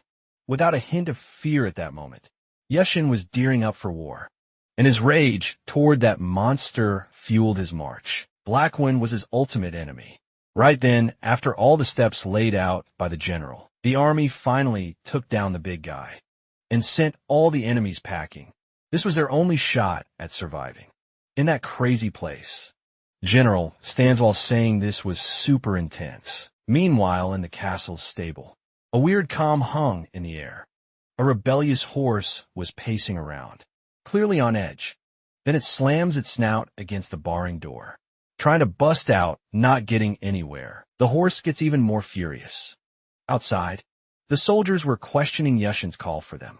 Making it off the battlefield alive felt impossible. Even Joseph was throwing shade at Yushin's plan. At that moment, Yushin shot him a look, totally taken aback by his boldness. Once again, the redhead roasted the general, saying he was nuts and would probably bite the dust with the rest.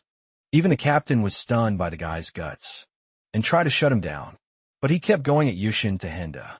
Made zero sense to storm the enemy base with such a weak squad. Then Joseph, acting all brave, called Yushin a fool for not getting the situation. Su and Yushin fired back with the same argument. They were delusional if they thought begging for mercy after the general's death would save them from Black Wind. Hearing Yushin's comeback, the redhead looked totally shocked. Even the soldiers seemed to be on the same page. For that giant black beast known as Black Wind, pity and begging were just pointless. That's why Yushin made it clear. That plan was a no-go suddenly. The barn door burst open with splinters fly everywhere. Seeing that the scared soldiers jumped back. The cause of all that chaos was the furious horse. Finally breaking free, Joseph quickly shouted that this was the former general's horse. The creature was making all sorts of noise, showing off its insane strength. The horse's rage had all the soldiers shook. It looked completely untamable at that moment. Everyone was wondering why it had shown up. Out of nowhere, Yushin, meanwhile, was just watching the chaos unfold. Joseph soon ordered the guys to catch the horse and calm it down. But at that point, it felt nearly impossible. The creature was thrashing around, hitting anyone nearby hard. Even kicks were flying, knocking soldiers around like rag dolls. One guy got sent flying after a brutal hit to the chest. He screamed in pain from that surprise attack by the horse. The tamer was sweating bullets, trying to handle the wild animal that wouldn't chill. After showing his disdain for the creature, he got hit hard too then. The other fighters came up with a better plan. To stop the horse, they all managed to lasso the creature by the snout, and trying to bring it down, they started pulling on the ropes. But the horse's strength was off the charts, and it didn't even flinch. The animal didn't budge, with all those guys pulling on it. Seeing his buddy struggle, Yu-Chin decided to jump in. Without a second thought, he gripped his sword tight. By leaping over everyone, he got closer to the horse. And still in midair, he sliced through all the ropes, holding the creature with that. The guys pulling the ropes ended up tumbling backward. After pulling that off, Yu-Chin landed smoothly on the ground. The soldiers watched, totally freaked out since they hadn't seen that coming. If he hadn't stepped in those fools, would have been trampled to death by the horse. Suddenly the old, gray-haired man started yelling for Ishan to back off, saying it wasn't just any horse. Meanwhile, Yeshin was wondering why the horse was acting so wild. It seemed to want to say something to the troops. With all that energy, even its eyes were blazing with anger. The horse stared at the castle gate, looking like it wanted to charge out and take down the invaders. Finally, after all that drama, the door swings open, letting them out into the wild. All the enemies were focused on scaling the wall, as fast as they could, seeing that. The horse couldn't hold back its urge to charge at them. Putting it all together, Yushin finally got it, and he even cracked a little smile. Suddenly, the horse bolts from the spot. Yushin was right in front of the animal, in serious danger of getting trampled. Seeing that, the general yelled for the kid to get out of the way, because it would be a total disaster if the horse took someone out. Even with all the yelling, the animal kept sprinting non-stop. Then it zoomed past Yu-Chin at lightning speed. The boy seized this chance and grabbed the animal's reins. Without a second thought, Yankee revolved his might. The rope tightened them in, the pressure ready to snap. The horse, being pulled by the nose, seemed to get even more jittery. But Yu-Chin finally brought the animal to a halt. All the other fools watched in sheer panic, trying to shield themselves from a potential horse. Attack, the beast stomped its hoof on the ground, challenging its new tamer. But Yu-Chin looked unbothered by that beast, and kept holding the reins with all his strength. He even cracked a smile, finding the whole thing pretty hilarious. It seemed the horse was vibing with him too. It looked like it wanted to go wild in that chaotic battlefield again. With that, Yu-Chin realized he still had a solid ally in that cursed place. So he invited the animal to be his loyal squire. Together, they would charge through that battle filled with chaos. They would move from the lion's throat to its heart, pushing forward without stopping. At that moment, the horse shot Yu Xian an angry look. The boy held on to his reins, determined they would be an epic duo. The horse had a vibe that was totally different from usual. It seemed to mirror the gaze of its former owner. And Yeshin was definitely ready to team up with it. Then, in a surprising twist, the horse lowered its head in respect to its new master. All the soldiers present watched in disbelief. Even the redhead was impressed by what Yu-Chin just pulled off. Not done yet, the horse knelt at Yu-Chin's feet. As time passed, Joseph seemed to believe even less in what was happening at that moment. Yu-Chin's aura was massive thanks to this epic feat. Watching everything on the screens, the team manager was fuming over the chaos. Inside the simulator, there the war was wild, especially with the cavalry squad. They charged bravely and quickly towards the enemies. Everyone had faces of pure bravery, refusing to back down from the fight. And they gradually pushed back against the invaders. Leading that giant troop of knights was Yu-Chin, on his white horse. It was his first time riding like that, and he had never experienced anything like it. In real life, he felt no fear of falling off, but soon noticed something odd. That little guy was adjusting its pace. Realizing it was a bit clumsy, this sparked a feeling of guilt in the boy, who felt way better than the animal. Soon he spurred the creature's side, tried to get it to speed up. Yu-Chin was crushing it thanks to some enhanced senses. He picked up, pulling him out of the boring pushover zone. After a little pep talk, the horse finally got the message, and without a second thought, it prepared to take off like a rocket. In just a few seconds, it hit an insane speed. After an epic burst, Yu-Chin held on tight to his partner, grinning from ear to ear. All his cavalry charged into the sea of enemies, looking fearless. The protagonist's horse seemed to float in the air, with its masterful gallop. A bit further back, the knights watched with tense expressions. Yeshin and his partner galloped so fast, they started to pull away from their allies. The protagonist was gearing up to deliver some serious blows. to the enemy's sword in hand. On his face, you could see the pure rage he felt, along with the desire to finally win that cursed battle. Meanwhile, the enemies were advancing towards the top of the castle. But soon they noticed the protagonist approach, catching them off guard. Yushan hurled his spear at the invaders, sliced through the air at breakneck speed, ready to take someone down after just a few seconds. One of the enemy soldiers got hit by the weapon and screamed in agony. The tool Yushin used spun like a tornado inside the opponent's body and pierced through one after another with ease. After hitting a few enemies, the blade kept slicing through the air.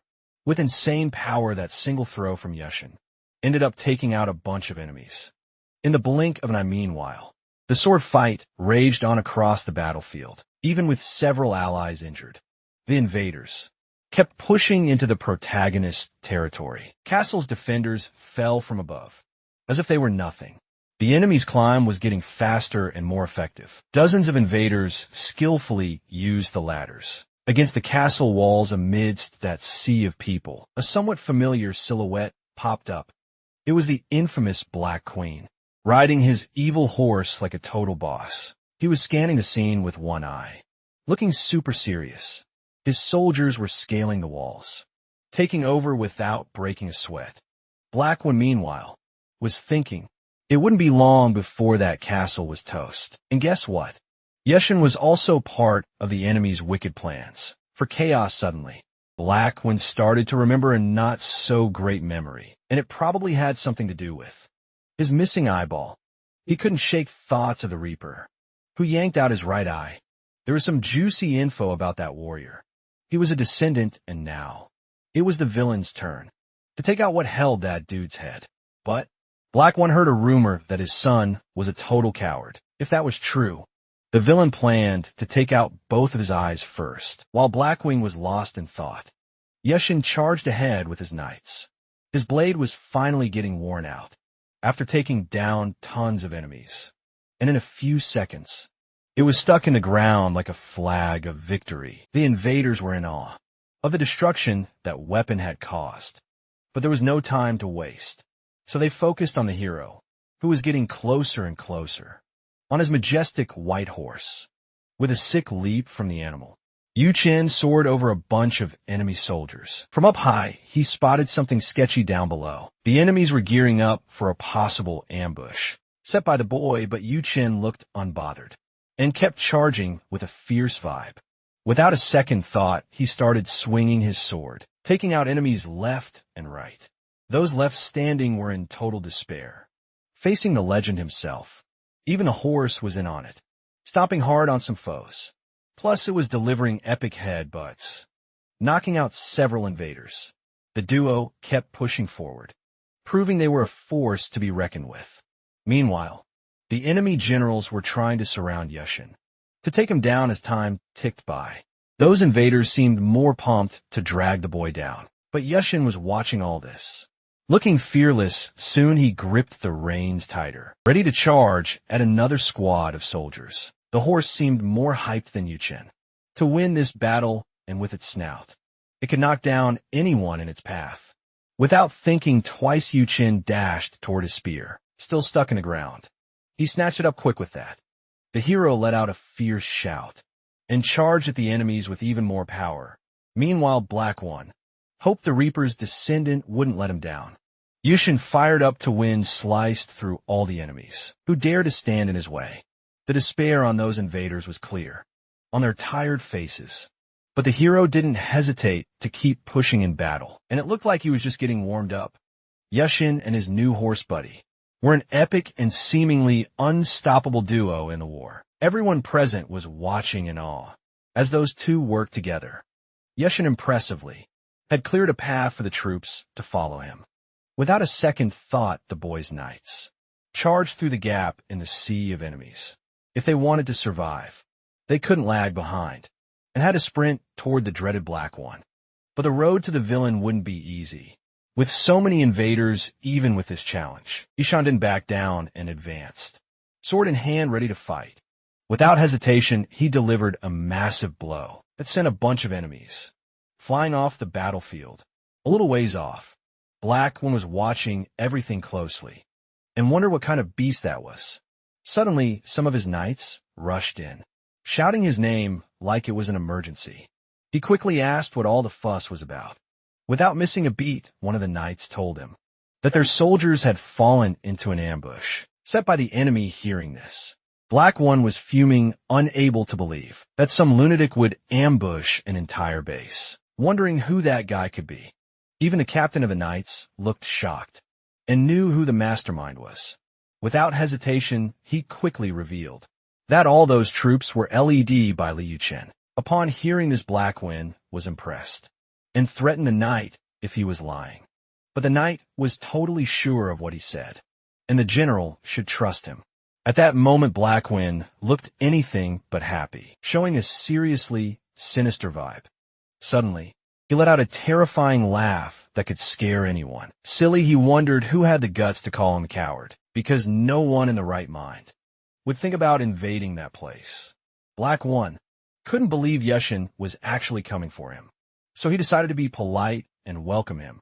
Meanwhile, the young dude was rolling in with his cavalry troops. The thrill of battle was written all over his face. At that moment for him, it didn't matter if there were thousands or millions of foes. It felt like none of them could stop his epic advance. But no matter what went down, Yushin's goal was clear. Carve a path straight to the villain. Suddenly a massive sound, like a horn, blasted through the chaotic battlefield. It was a knight soldier blowing that thing, trying to grab everyone's attention. And guess what? It actually worked. The enemy soldiers seemed to react. Yushin at that moment was just standing there looking totally confused. Out of nowhere, a rain of arrows started falling from the sky. Luckily, most of them missed the main character, but still the worry was all over the boy's face. Even with a bit of fear, the young man decided to keep pushing forward. A few meters ahead, 3 knights with scared faces were waiting for him, along with a silhouette that looked way too familiar. From the dude's hands, it was easy to figure out who he was. He was rocking a glove that looked kind of familiar. Realizing who the general of those knights was, Yu Chen seemed even more pumped up. Soon Black One noticed the protagonist and his horse, fuming over the situation. Yu Chen shouted the villain's name with pure rage, and without a second thought, charged at him with his sword gripped tight, ready to take down anyone in his way. All the boy needed was that weapon. The soldiers, meanwhile, were watching everything with super tense expressions. Even the enemies looked scared of that battle. On the screens, the game admins were showing some seriously worried faces about what was happening, ready for battle. Black One seemed to fear nothing and no one. Yushin, on the other hand, couldn't quite control that fire burning inside him, itching to charge at the big guy. But honestly, just a moment was all he needed, and he had to focus everything on the tip of the sword. Meanwhile, the dreaded Black One slowly approached. On his evil horse, he mocked Yu Chen, praising the boy's willpower, which he was totally ready to crush. Then finally the young man found the courage to charge at the big guy. Without hesitation, Black One also got ready to strike the protagonist. Suddenly a massive flash lit up the area, startling all the soldiers around. Black One and Yushin were locked in an intense fight. At that moment, meanwhile, the soldiers were just trying to protect themselves from all the chaos flying around. The villain charged at the protagonist with zero mercy. His eyes were filled with rage and a desire to wipe that boy off the map. But then Black One was shocked to see that Yushin had actually defended against one of his precise strikes. That show-off kid had stopped the attack from the feared messenger of Nemi, known as the embodiment of a lion. With almost no effort, Black One was left dumbfounded by that clever little brat at that moment. His teeth were grinding in anger at the boy. Without a second thought, the big guy gripped his axe tightly and charged at the young man with all his strength. Yushin was ready, but the dude's strength was insane. He tried to defend himself at all cost in that moment. In the end, he was still roughly pushed back. Even so, he didn't think about giving up and fought bravely against Black One, who seemed super focused on ending his life right then. Yushin couldn't give up and didn't even consider it. At that point in the game, he used all his strength to try to stop that strong villain. But Blackwing felt like an invincible opponent to the boy. In any case, he had come too far and wanted to leave there victorious no matter what. However, getting past the feared Blackwing, who attacked without mercy, was not going to be easy. Yushin tried to defend himself from the enemy's axe strikes. Super focused, but unfortunately, Blackwing landed a precise axe blow that, even with the defense, caused a huge negative reaction. Yushin ended up flying far from his course. He skidded along the ground for several meters. Thanks to the force of the blow, he had defended. Without hesitation, the boy tried to use his sword to stop. As quickly as possible finally, after a few seconds of serious effort, he started to slow down. The relief was so intense that Yushin even let out a heavy sigh. But soon he realized that Blackwing was definitely not there to play. The villain was already charging at him again, ready to smash him with that huge axe.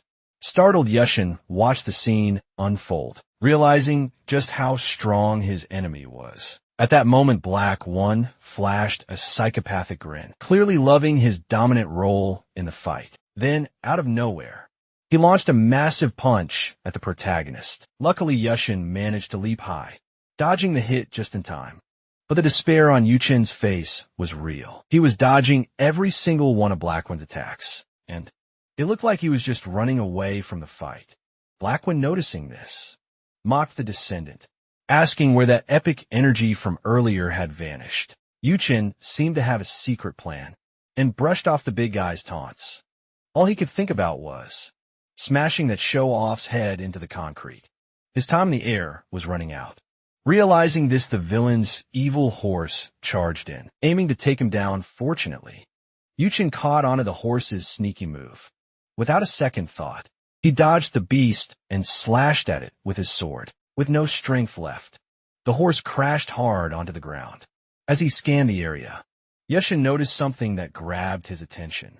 Even after searching every corner, he couldn't spot Blackwing anywhere.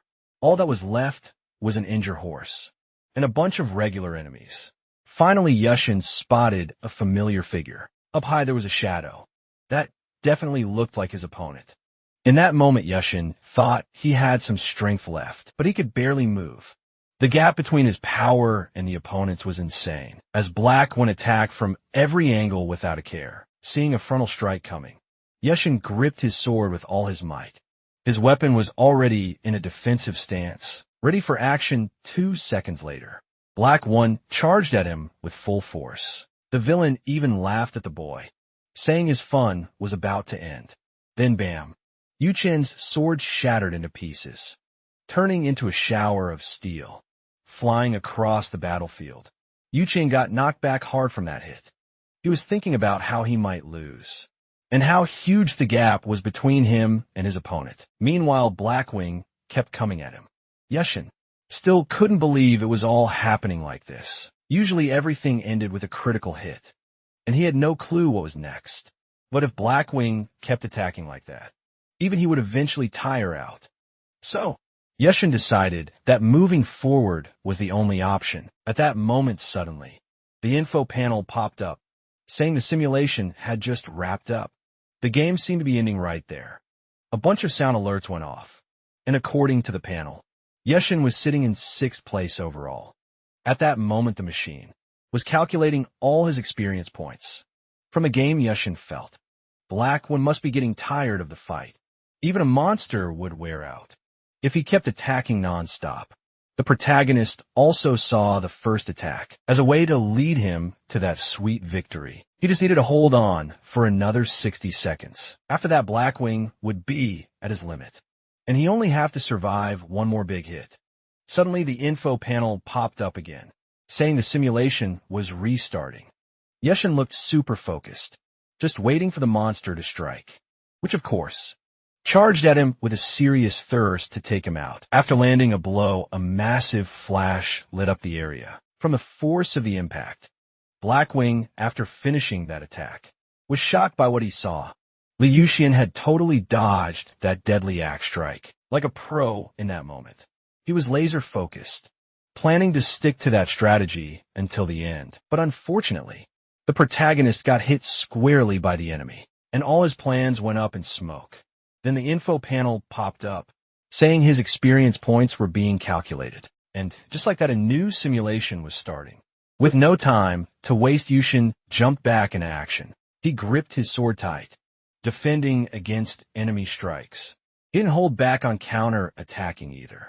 Blackwing stared at him with a psychopathic look, clearly ready to unleash something wicked. Then out of nowhere, he swung his axe with insane power. He was just looking to have even more fun with that battle, but Yushin was super hyped for victory and wasn't about to back down until the very end. So the protagonist steps up closer to his opponent, with only 30 seconds left for his plan to kick in. At that moment, the showdown between Blackwing and Yushin was locked in. Again, the one-eyed dude looked furious and was ready to wipe the kid off the map. Yushin, on the other hand, had this laser-focused kind of tense vibe going on.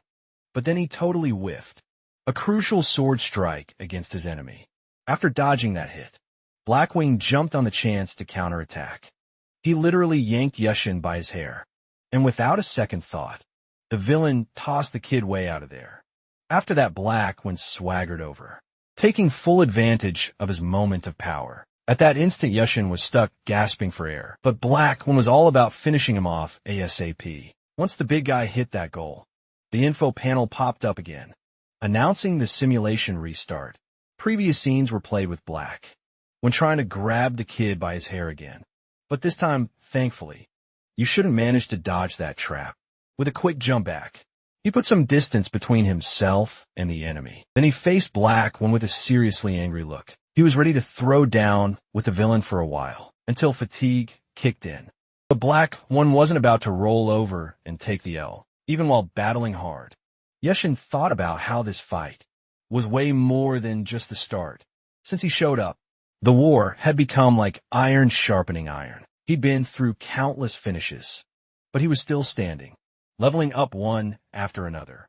He wasn't just some random animal in a slaughterhouse. Yushin in that moment gripped his sword tight. With only 10 seconds left for everything to go right, he was determined to hold on until the end, even if it cost him everything. When thrown, he planted his weapon in the ground to slow his fall. Finally, Yushin managed to stop and was closer than ever to the end of the countdown. His enemy didn't give him a second to breathe, already demanding the moves. With only 8 seconds left, Yushin barely blocked a deadly axe strike from his opponent, but Blackwing kept charging at him. Eyes full of rage, Yushin looked kind of stoked about how this was playing out, and Yun cracked a slight smile. And out of nowhere, he hurled his sword at Blackwing, who in turn just stood there, watching the weapon fly through the air. At that moment, the big guy seemed to realize he was in serious trouble. There were still 7 long seconds left for all of Yushin's hard work to pay off again. Surprisingly, the kid managed to block another axe strike with his feet with each epic dodge he pulled off. More time ticked away. His secret weapon was still soaring through the air. Then Blackwing caught on to the whole plan. Yushin was cooking up to take him down, and his face twisted with rage. With only 5 seconds left until checkmate, Yushin gripped his sword tight again, with no time to waste. He tried to dodge another blow from the villain. Blackwing was also getting ready to try and wipe the kid out. Again, his psychopathic look at that moment could scare anyone. Unfortunately, with only 2 seconds left, Yushin got hit and spat out a ton of blood. He was super mad at Blackwing's audacity. Losing a battle at that point in the game was way too easy. It would only take giving up everything. But if he didn't give up, something had to happen. In this case, the battle would definitely keep going. After that thought, remembering his best bud, Yushin got pumped with motivation. Then he charged at the enemy, ready to end it all. And cursing him out, Yushin, at that moment, fought hard, landing tons of hits on his opponent. Blackwing, in turn, tried to defend himself like crazy, looking for a chance to counter. The battle was locked between the two, and was about to wrap up any second. Fatigue was already showing on Yushin's face, but he wouldn't back down for anything.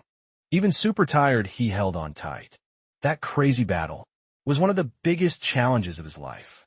Blackwing finally started to wobble, Showing signs of fatigue, his defeat seemed close, and his face showed all the anger he felt about it. From a distance, his soldiers watched everything, anxiously noticing their leader's decline. Even the simulation controllers looked tense with the situation. At that moment, Black Queen seemed unable to believe he was losing to that kid. He had already gone easy on Yuchen because of his rep as the son of the Reaper. Some scraps of steel ended up flying toward the soldiers, and several of them get hit out of nowhere. And it hurts, man. Without a second thought, Yuchen charges at those traitors. The soldiers, panicking, thought they were facing a real monster.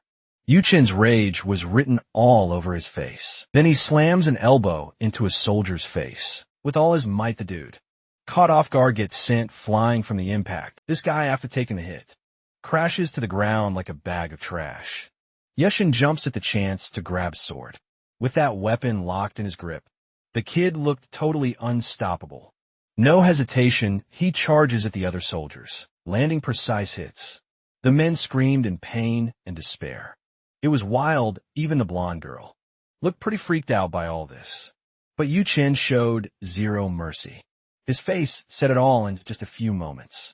He took down a bunch of soldiers without breaking a sweat, realizing the kid's strength. The blonde started to wonder what he really was. Suddenly, Yushin moves closer, hands creeping toward her. In no time, the blonde finds herself choked and pinned down by the protagonist, holding the breathless girl up. He tells her he's the one asking questions now. You should remember that girl he met in the ALOG testing room, chatting with Liamu. He clearly recalled her, arguing with the director of that company. They were shouting at each other, saying some pretty weird stuff. And because of that, he couldn't make heads or tails of it. He wanted her to spill everything she knew. Patience running low meanwhile. She thought the kid was nuts, and on the same level as Black One. Yushin was definitely a rank 3 knight, but still seemed clueless about this place. He was super mad no one was listening to him. Then he grabs the blonde by her legs.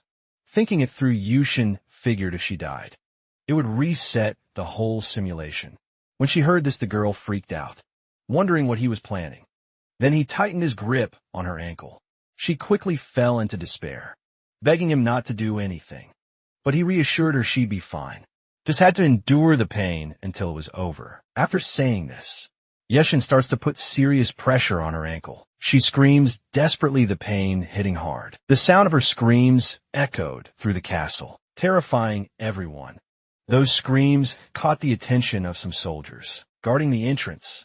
Hearing those screams from inside the building sent chills down spines, even with the girl in agony. The protagonist didn't stop. Navi was going for her other leg. Upon hearing this, the girl screamed, saying she'd tell him everything she knew. After that, Yushin felt a rush of happiness and even flashed a slight evil grin. But she had one condition. He had to be her ally if anything went down. Later, hearing this, Yushin's face turned to pure anger. His rage was because she thought she could bargain with him. Realizing the trap she walked into, the girl couldn't hide her pain. Even her teeth were grinding from all the agony. Ishan wondered why she was doing this. For a simple game, the girl was shocked. When she realized, he still thought this was some online game, and told him the truth. When she said all of this wasn't a game, Ishan looked totally confused. But to spill more info, the blonde wanted him to accept her condition first. Since he didn't care about anything but sepia, he ended up accepting the deal, not minding who he'd fight next. Then the girl asked for his attention. Soon, she told him that where they were wasn't a game at all. The project was military and ultra-secret, more like a simulator made for armed forces. Hearing this, Yushin got even more confused. All of that was to train the power he was using, a kind of program to develop a lot of terror. Yushin, after hearing this, got furious, thinking everything was just an illusion in a simulator. But the girl wasn't done explaining everything. And then she drops the bomb that this power could also work in reality. So Yushin's eyes go wide, thinking there's no way that could be true. But according to her, that simulator made it possible, for that was the reason and the true purpose of the Real. But then, Branch Manager Bernard and Team Leader Lee Hyun. You totally messed up this tech. They turn a bunch of innocent folks into guinea pigs. No joke, so there was a report about some shady supplier. And that's why the blonde jumped into the simulator. To figure it all out when Yushin heard this. He looked straight up shocked, like he couldn't even as much as it hurt to admit.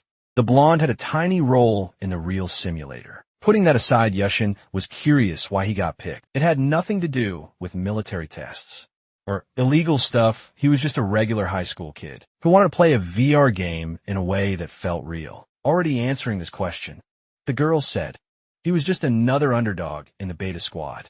After hearing all this, Yushin was so mad he could bite nails, fuming. He still thought the girl was totally lying.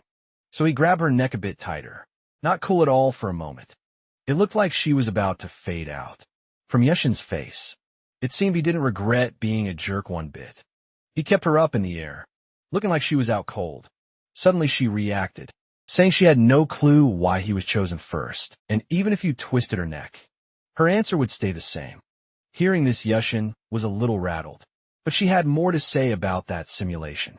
Ignoring all the reasons at that moment, it was a nightmare. Just a deal with a loser named Lee Yushin, and she was totally aware of that. While listening to her, Yushin looked deep in thought. To reach this goal, she said, the branch manager and Lee him. You would sell their souls to the devil. While Yushin and the blonde had this serious chat, those two clowns were on a video call. The branch manager wished Liam you luck, with his plan looking super skeptical, with that promise of never letting the boss down. The dude totally took the blame and was in deep trouble. Finally, they hung up the video call. One of the game controllers even tried to change Mr. Lee's mind, but got shut down and ordered to sync him with a link, sending the 9th special item. At that moment, Lee Hyun-yu was itching to jump into the game and make things happen himself. He was dead set on taking out Lee Yushin no matter what. Outside the prison, the soldiers jumped at a woman's terrified scream. Walking in, the guys were shocked by who they saw. The general was there in a totally unexpected way. And on top of that, he was chilling with the blonde all alone. The woman even looked relieved when she spotted those soldiers. Then those guys called her princess, with a pretty confused look. Hearing that, Ishan chuckled, not buying it for a second. The woman quickly shot back, saying she was totally the princess of that world. And one of the soldiers spilled that. Everyone had been searching for the general like crazy. After hearing this, Yushin was a bit puzzled about why they were looking for him. Meanwhile, on the castle walls, a bunch of soldiers were gathered, looking super hyped after a tough battle. Many were laughing and celebrating. Even while still working, the vibe there was all about festivity and warrior spirit. But suddenly, one of them spotted something that caught his eye. A little higher up was a familiar silhouette. Without a second thought, he yelled that General Lucien was right there. Then the guys looked at the great commander, who had taken down the messenger of death, Black Kwan, with mad respect. The whole crowd started saluting Yuchen, like he was a real-life hero. A little way off, the princess thought it felt like a K-pop concert. Then she called out to the general in a friendlier way. She quickly apologized for interrupting, but there was something he really needed to know. If he wanted to escape that simulation, he had to not just defeat Blackwing, but also take his head. Upon hearing this, you should crack a slight wicked smile. Since the day he got trapped there, that was the answer he had been hunting for. Then he started having flashbacks of begging to leave that place and wondering why he had been stuck there. Some time ago, the gray-haired dude dropped the bomb. That Yushin had to face Black Queen. They called him a general, and everyone kept whispering Black Queen's name, like it was a horror movie. Even Sepia made it crystal clear. That Yushin had to fight until he was totally wiped out. It was wild how many squads he'd been in since this whole mess started. But honestly, it felt like a bad joke that wasn't even funny. After all the battles, the kingdom seemed chill, but the real chaos was just getting started.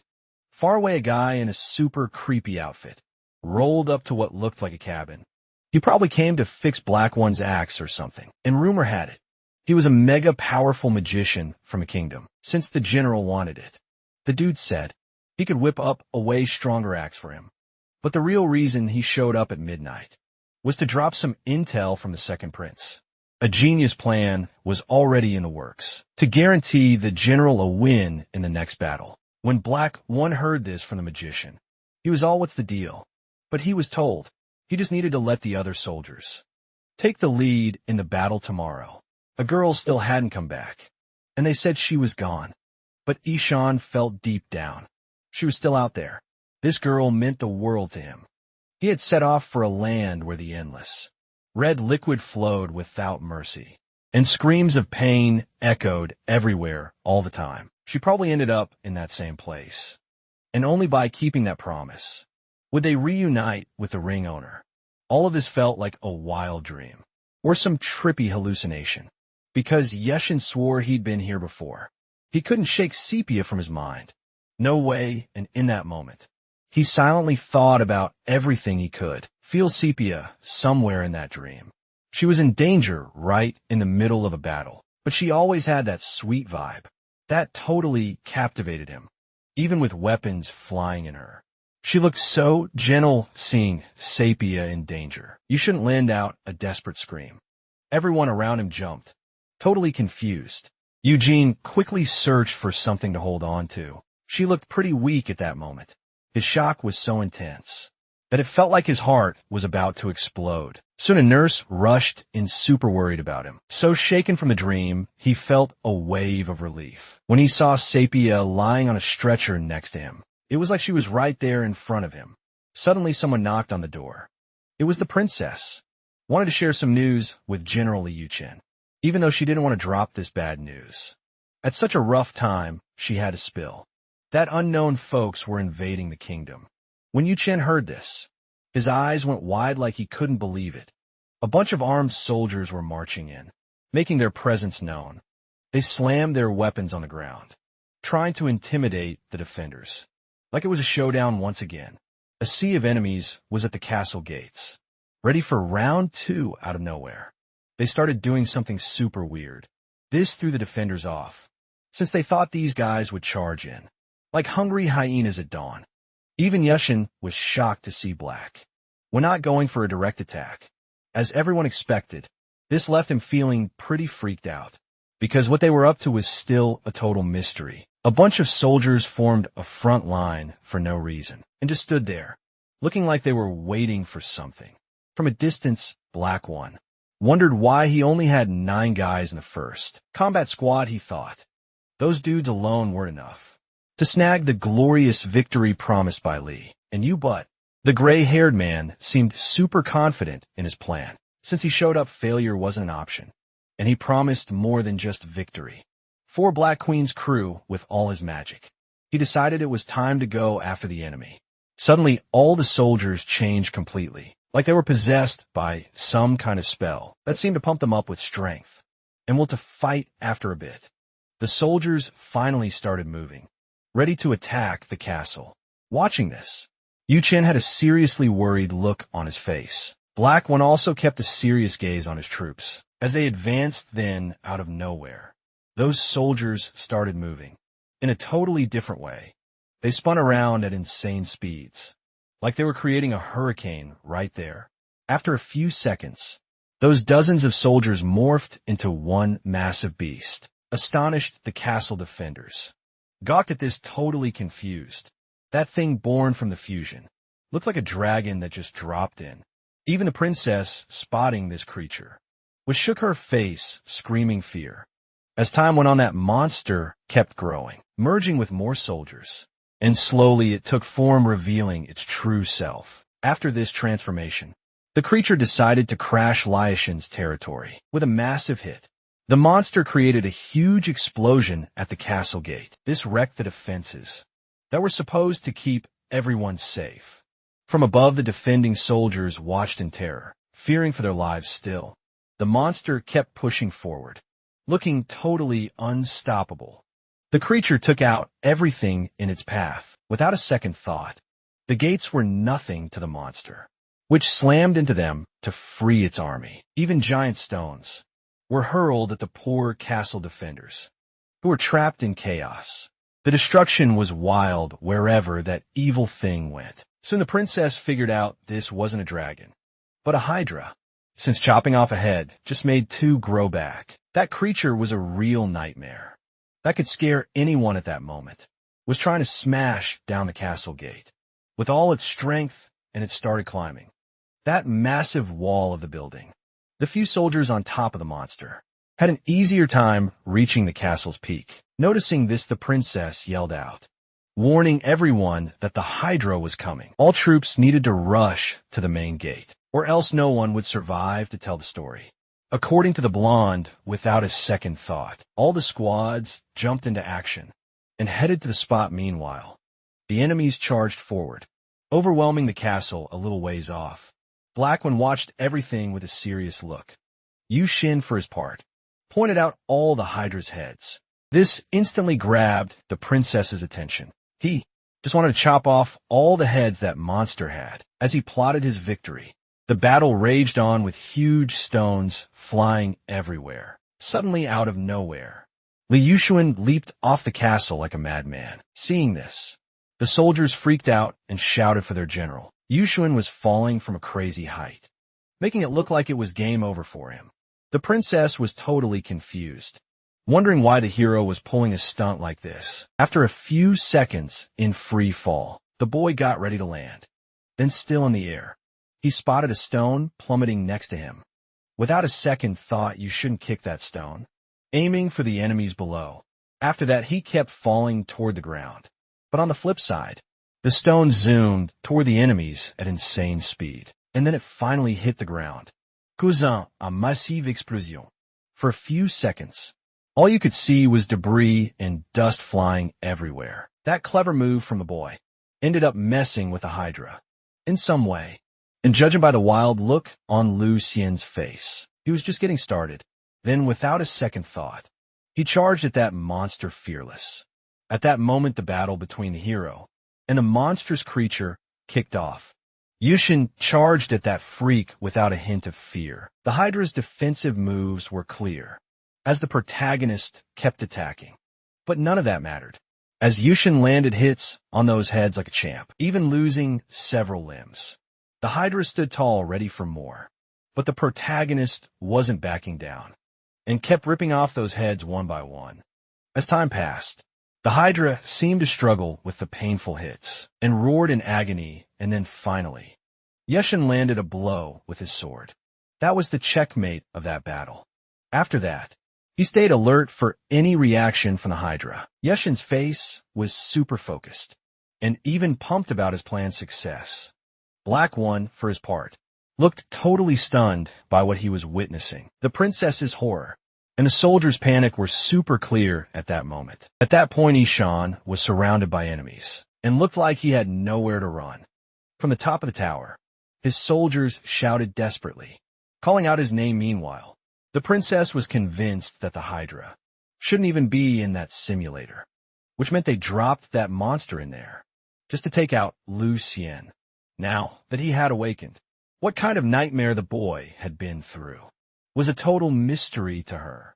While the war was going down, Black, when rolled up to the battlefield on his horse, he threw some serious shade at the wizard for being in the front lines. Li Hanyu shot back, saying they were just getting warmed up.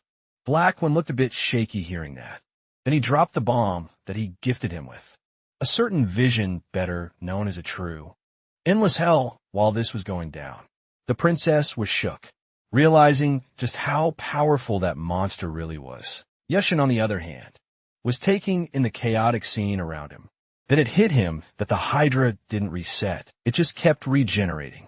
It was like they sent a zombie to take on the main character. According to Black One, that was an unbreakable doll, a wild toy to mess with one of the Hydra's heads. Just like the others had a seriously psychopathic vibe, the monster looked completely unstoppable, even after taking a ton of hits. The Hydra kept charging at Yuxin. Then, the princess spotted something on the creature's face that made her super anxious. Even Yuxin couldn't believe his eyes. Suddenly, the princess yelled for him to stop attacking, saying strength wouldn't help take down that freaky creature. She insisted he shouldn't even try to face the Hydra. Li Hindu was grinning, thinking that even if everyone found out his secret, it wouldn't change the fact that this was the end for Lu Xian. The showdown between the monster and the protagonist was already heating up, both locked in a fierce stare. Xian's attempts to land a fatal blow on Hydra were obvious, with tons of vital red liquid splattered everywhere. But the monster didn't flinch at all from the boy's hits. Realizing this, he widened his eyes. Pure fear showing, but the war kept raging, and he couldn't afford to pause for a second. The Hydra charged at him without mercy. The monster's attacks were wild and relentless, and Yushin got blindsided from behind. Luckily, he managed to spin around just in time to block the hit, and without a second thought, he hurled a chunk of the Hydra away from him. Every moment Yushin was on the defensive, dodging a barrage of attacks. The Hydra felt the impact of the boy's hits a few times. From a distance, the general soldiers watched in despair as the boy took on this crazy challenge. At that moment, the young man looked totally worn out, with no shot at a comeback. He was coughing up a lot of vital red liquid, showing just how weak he was. From afar, Black Queen was watching everything with a serious face. Seizing that moment of Li Yuchen's weakness, the Hydra charged at him soon.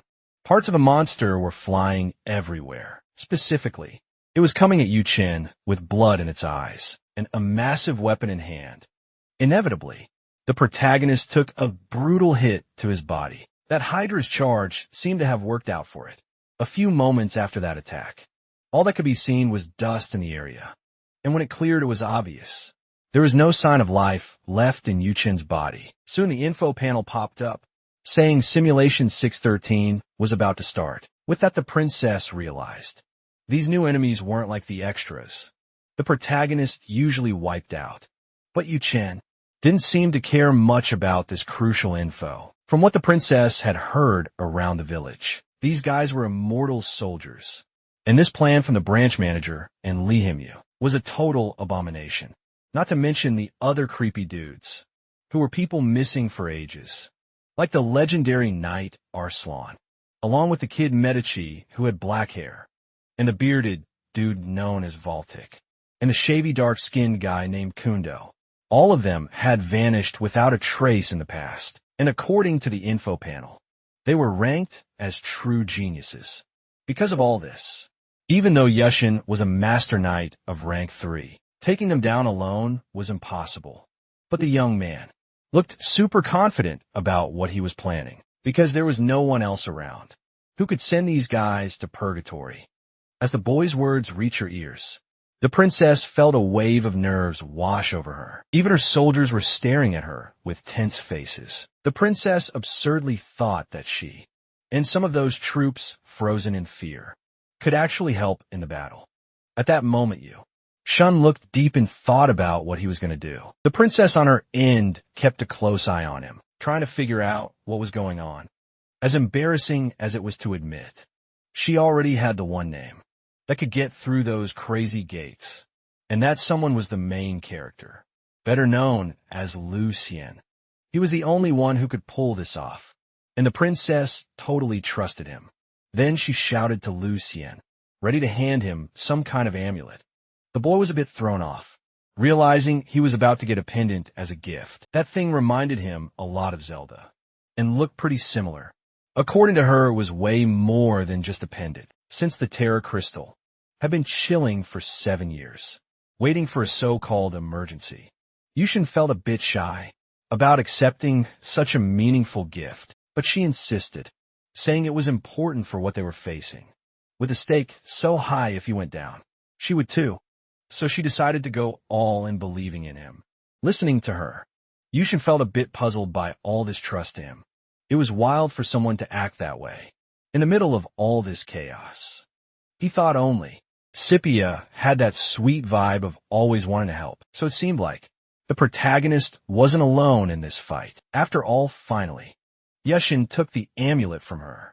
Without a second thought, he charged into battle, ready to throw down at that moment. Yushin had this fierce look on his face.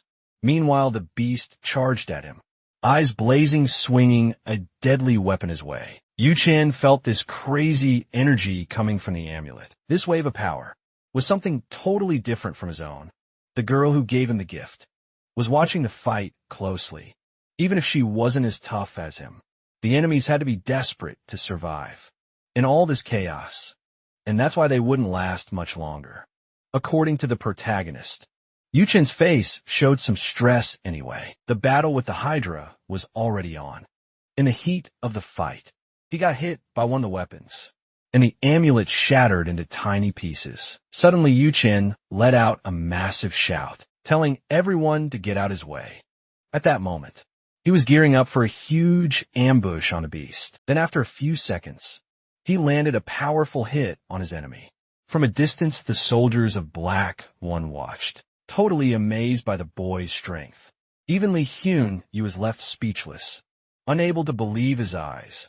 Little by little, Yushin was wrecking the Hydra. The monster was slowly turning into a pile of red sand. This time, the protagonist was dead set on wiping out that abomination. And one question he had was whether that creature could regenerate all day. As time went on, Yuchen was expertly taking down the Hydra, giving it everything he had. Traces of the monster's vital red goo were floating in the air. With each hit from Yuchen, more of that fluid spitted out of the Hydra. This meant Yuchen was probably going to win this battle soon. Li Hyun on his end couldn't believe his special creation had turned into just a heap of red sand. Yushin had expertly shattered the dice until they hit this critical point, and this boldness from the protagonist filled the boss with rage, making him curse. Then he decided to hit a button on his purple ring. In no time, Li Hyun began to teleport, ready to unleash his seriously wicked trump card. In a split second, he magically vanished from the scene and quickly popped up in the kingdom's infirmary. Looking pretty psychotic, his plan was to crush the fragile heart of the protagonist, and he was going to use Sapia to get to his goal. At that moment, Li Hyun was already close to the girl's structure, ready to cause some trouble. Suddenly a nurse showed up and freaked out. Not knowing who this guy was, Li Hyun responded to her in a rude and totally disrespectful way. Meanwhile, outside the infirmary, the soldiers were celebrating that Li Yuxian had taken down the dragon, even with the pendant's help. The princess knew the protagonist was something else. At that moment, he stood still in the middle of the battlefield, soaking in his victory, but suddenly, he heard a massive noise that grabbed his attention. This also ended up scaring the princess. Soon a soldier rushes in to tell the royal princess that the noise was coming from inside the castle, and it was a wild ambush set up by the enemies. With that, total chaos starts to take over the kingdom again. You could still see a ton of red sand from the Hydra. All around, realizing his friend was in serious danger, Yushin screams for her, totally panicking. But he spots something that makes his stomach drop. It was Li Hyun throwing some serious shade at him, and the royal princess holding Sepia and saying he'd take her far away. But being the classic villain, he didn't promise to just take the girl. Hearing the threats from that jerk Li, Yushin nails back fuming. Without a second thought, he grabs his sword, ready to save Sepia from that scoundrel. And in a flash, he charges at Li Hyun, swinging with all his might. But of course that villain was already gone, teleporting to some unknown spot. Then Lu Xian, feeling pretty defeated, starts to doubt himself, thinking he didn't live up to his general bloodline. He felt like a total failure, who couldn't even protect someone he cared about, even though she was right there. Soon the royal princess jumps in, asking if that night really mattered that much to him. Yushin looks at her with a face that screams, "I am crushed." He loved Safia so much he jumped into a pit of doom, even if it meant walking straight into a trap. While they were chatting, Li Hyun popped up in another location. After his teleportation, finally, he landed where he wanted to be. After pulling off such a nasty plan, stomps and looking pumped, because his evil scheme was working so far. Sepia, on the other hand, looked totally wrecked, her face showing how rough she felt. Li Hyun roughly tosses her to the ground and steps on her. He thought she was some glitch or hacker. In the simulation, Sapphire could only react by crying and screaming, totally overwhelmed. Then she asked Li Hyun what he was so scared of, guessing that his bosses from the other world had him in a tight spot. Hearing this, the guy gets all jittery, wondering how she knew that. Again, she assumes he's just super scared of someone showing up. This makes him even angrier, and he curses Sapphire in a seriously gross way. Lee Hyunyu claims he's not scared, and plans to take her and Lee Yushin out when a hero shows up to save her. Meanwhile, the boss is hyped, waiting for the boy to arrive. His soldiers look ready for a possible new showdown. The soldiers are all ears, keeping an eye on the camp they're in.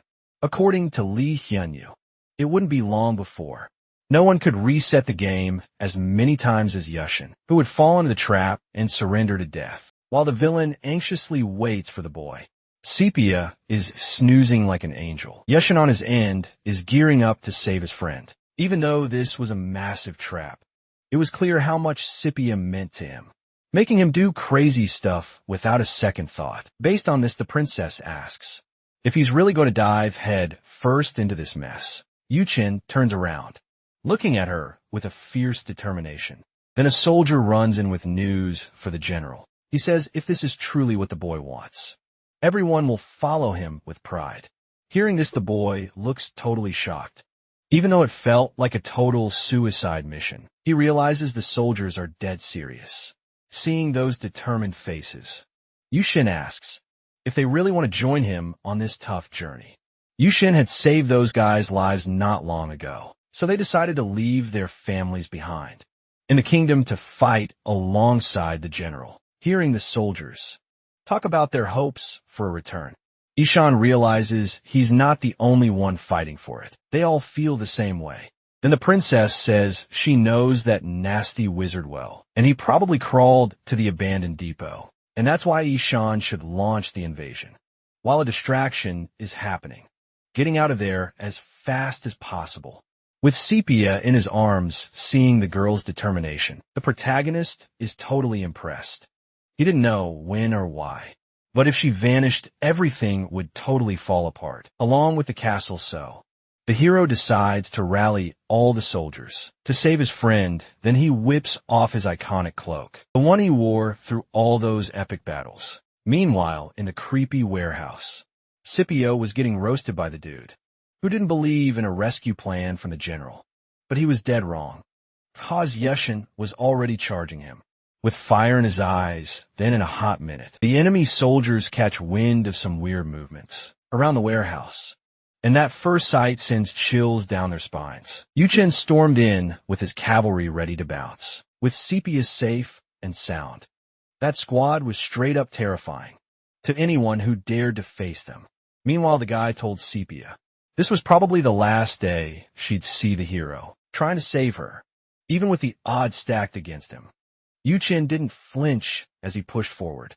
Soon Blackwin spotted the boy and his crew rolling up. Finally, the descendant he despised so much was back to throw down at that moment. Yuchen was already taking out enemy soldiers who dared to block his path.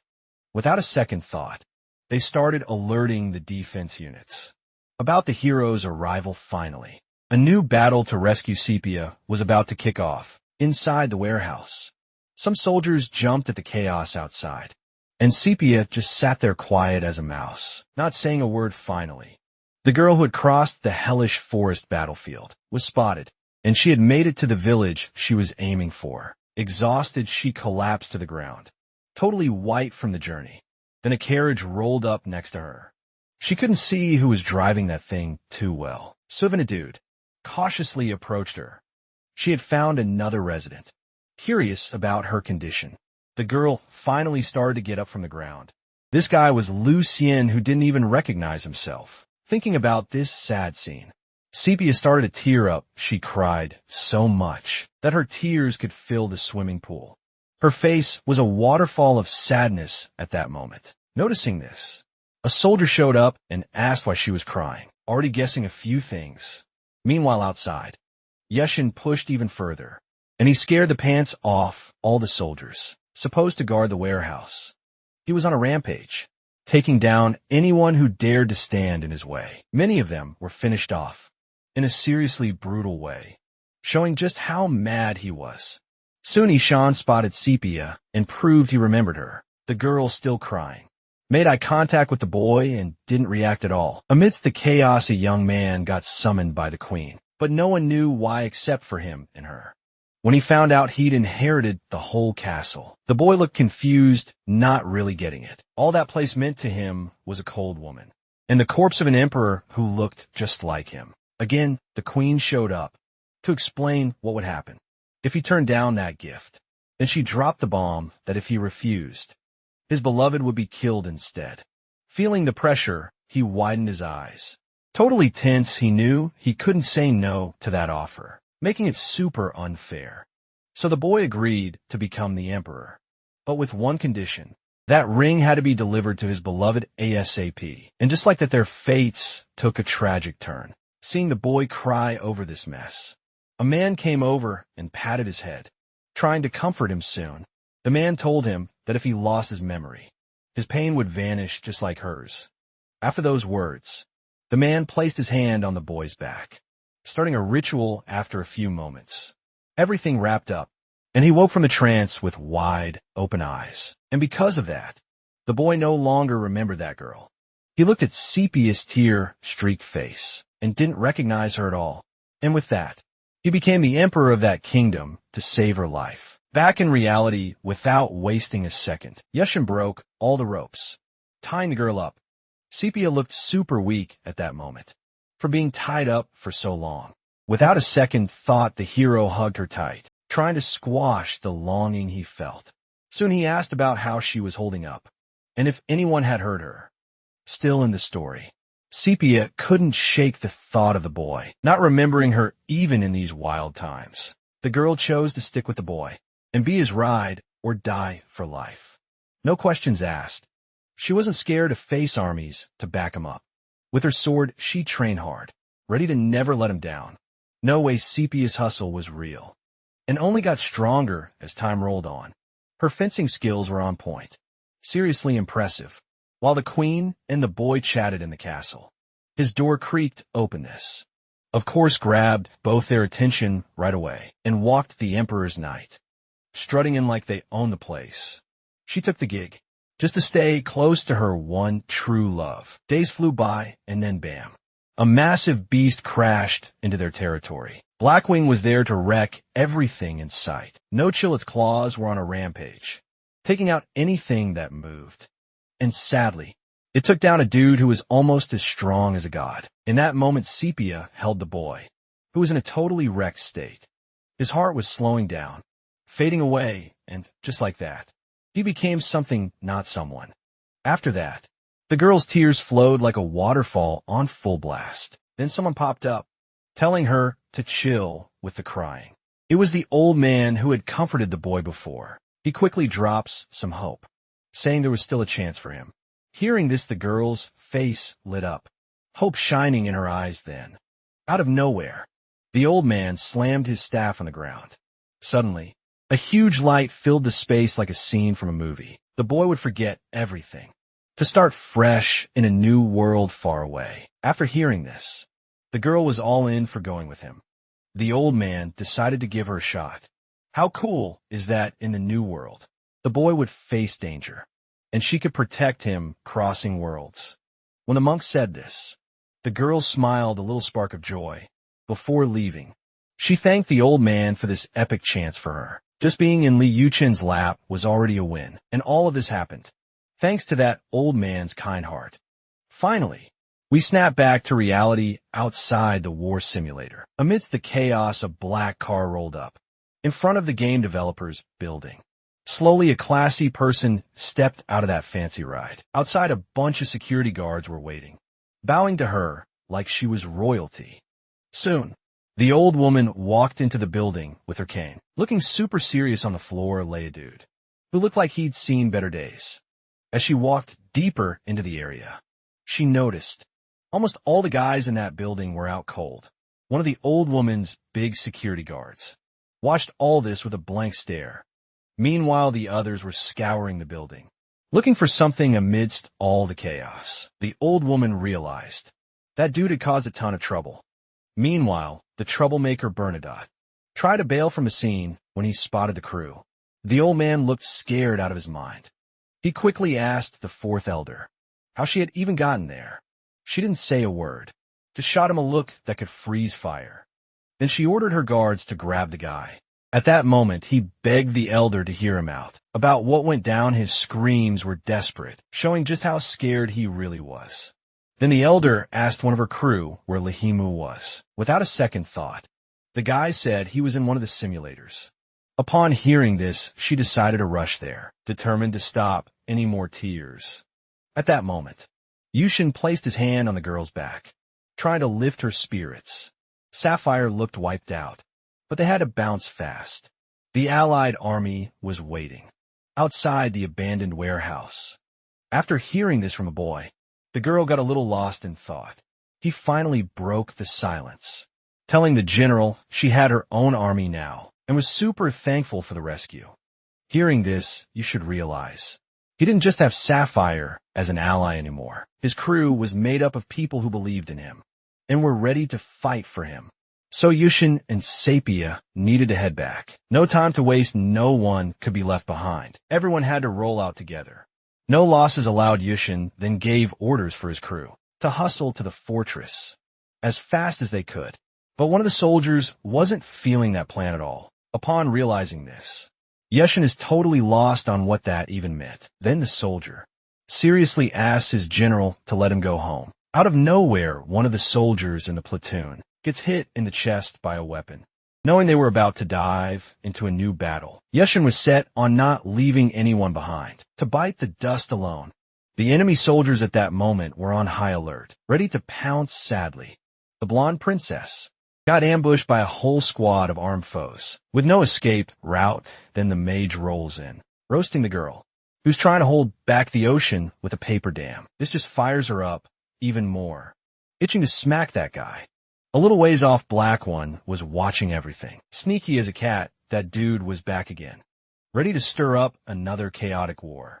The Black Beast had tracked down the boy, and the defenseless girl once more. Yushin and Black One were face to face again, almost earing up for a wild brawl.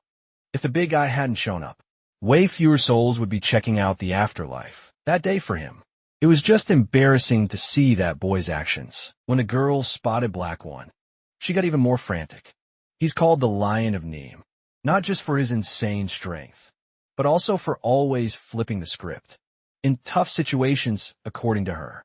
Plus, there were other factors that could totally mess up the protagonist. In this new fight, Yushin was running on fumes from battling the Hydra, pushing through on pure willpower. He had only stubbornness as a crutch to keep moving. Black Queen's words weighed heavy on him, making the stakes of winning that fight sky high. Then out of nowhere, the big guy leaps off his horse, straight at the protagonist. He just got slammed, with a ridiculous weight on his back. And if they fought like that, it didn't matter how many times Lucien came back. He'd die over and over, according to the princess of the kingdom. Then the boy gets grilled by Sepia, who asks if the weight of their lives wasn't too much for him. Hearing this, Yushin feels a bit lost, not getting what the girl meant to her. It seemed like the real burden was the dreams the Fallen wanted to chase through the general. But Yuchen couldn't quickly answer this tough question. All those men had left behind important family members to follow Yuchen into this mess. Based on that, he manages to open up and agrees with Sepia's theory. To her, it seemed like he really felt the weight of their dreams.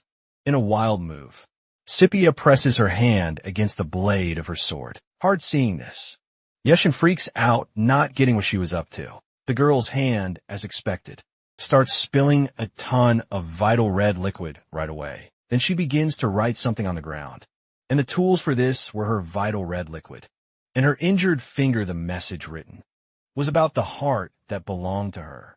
While the girl did this, soldiers watch everything, glued to the scene, amid a terrifying wind that swept through. Sikvia knew Yushin was carrying a heavy shell on his back, but they'd rather see wings on him, to lift him to the sky instead of that weight. Amid this comforting message from Sepia, the blonde princess watched everything, worried about Yushin's risk of dying in that fight. But even so, he seemed totally chill in front of that girl. Very confused, he asks about those wings that should replace the heavy shell. But Sepia just gazes at him, all loving and soft. Suddenly, a huge noise snaps Yushin back to reality, reminding him he was about to jump into a tough battle. Then he looks back and asks if his allies would really stick with him in this fight. And soon he cracks a little smile, looking like he's got a secret plan to take down his opponent.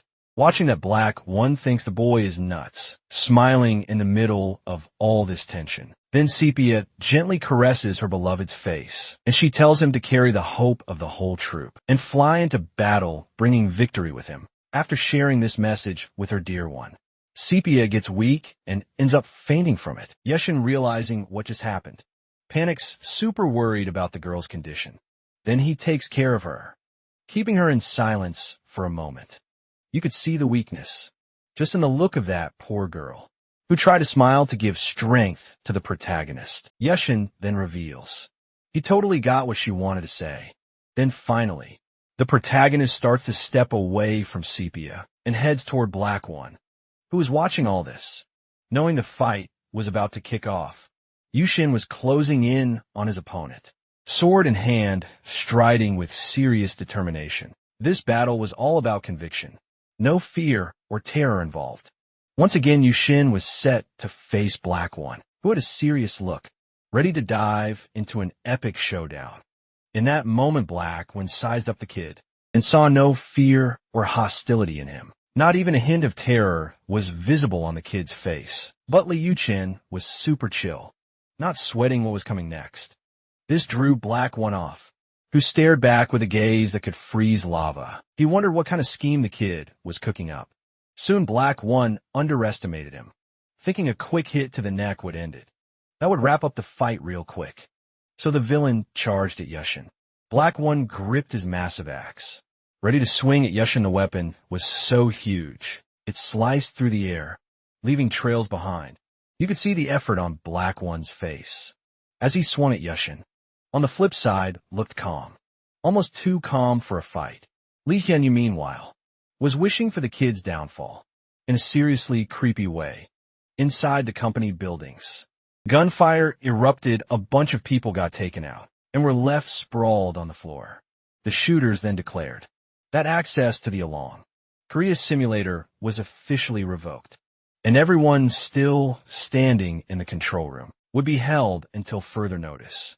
Suddenly, the old lady rolled in via the elevator. All the security guards immediately turned their focus to her. She'd asked how things were going inside the simulator. Without missing a beat, one of the guys told her things were not looking good at all. Seemed like something major had gone down. Hearing this, the old lady realized those kids were in for a rough ride. Back in the simulation, Sapio was glued to the start of the fight between her hero and the villain. Black One charged at the kid without mercy, throwing down some serious hits.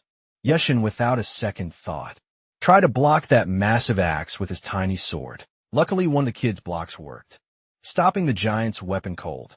Black One was totally caught off guard, not expecting that at all. Even Li Hanyu was shocked by the kid's strength. The princess wondered how he had blocked that attack so easily, being just a third-ranked knight. What kind of dark magic Li Yuchen was using was a total mystery to her. Even the boy himself couldn't believe. He defended with a sword lighter than a feather, and a strange feeling washed over him. Fuming, Black One demanded to know what kind of tricks the kid was pulling. Yushin didn't even reply, too focused on winning this battle.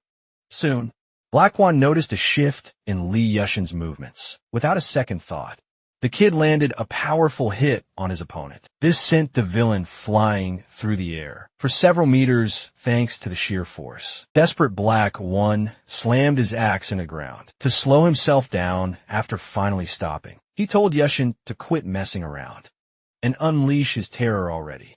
At that moment, the clash between the giant and the kid was fully underway. Blackwing swung at Yushin with everything he had. Using that massive axe, the boy, on his part, dodged the attacks effortlessly, looking like a pro wherever the axe swung. It kicked up dust from the speed of the giant. Yuchen strolled across the battlefield, looking super focused. This just made Black One even angrier, grinding his teeth in frustration. He wanted the kid to shine bright and bring some real excitement to the fight. To make that happen, He hurled the axe with all his might at Lushan. The effort was clear in Black One's eyes. Mixed with pure rage, the power behind his swings was enough to shatter worlds. He wanted Li Yuchen to face him head-on, but the kid dodged every single attack. And no matter how fast Black One swung the axe, it didn't matter. It was too much even for Black One's own soldiers, who got caught in his reckless swings. With the fight spiraling out of control, the big guy wondered what was going on. He couldn't even manage to wrinkle the kid's clothes. Finally, Li Yuchen broke his silence, right in the middle of the battle. Thus he asked Black One what this so-called terror was. That he mentioned the big guy was totally speechless, just thinking about how fast the kid had smacked up on him. With wide eyes, Black One was shook, fearing the protagonist who had a sword. Betty poised to strike without holding back. After a few seconds of pure tension, the boy finally landed a solid hit on the opponent. Black One was sent flying, screaming like he just stubbed his toe on the coffee table. The princess of the kingdom watched everything, eyes wide as saucers, even Li Hyun. You couldn't believe the chaos unfolding right in front of him. After soaring for a bit, Black One crashed hard onto the ground. He groaned from the pain, feeling like he just got hit by a truck. His first words were a savage insult, aimed at Li Yuchen, totally uncalled for. Then, Black One noticed something weird in the air around him. It looked like menace swirling around, almost like it was alive. The big bad guy quickly shifted his focus, suspicion written all over his face. What was floating around was probably Terra. No doubt about it. So Blackwing decided to attack that weirdness, thinking it was Lushan pulling the strings. Then the purple smoke started moving in a totally different way. As a result, several soldiers got hit and dropped, without even realizing what was happening. Then Li Yuchen showed up, revealing that Terra was probably what his enemy had used the kiddo. Scare and dominate innocent folks. Hearing this, Blackwing got even angrier and charged at the protagonist.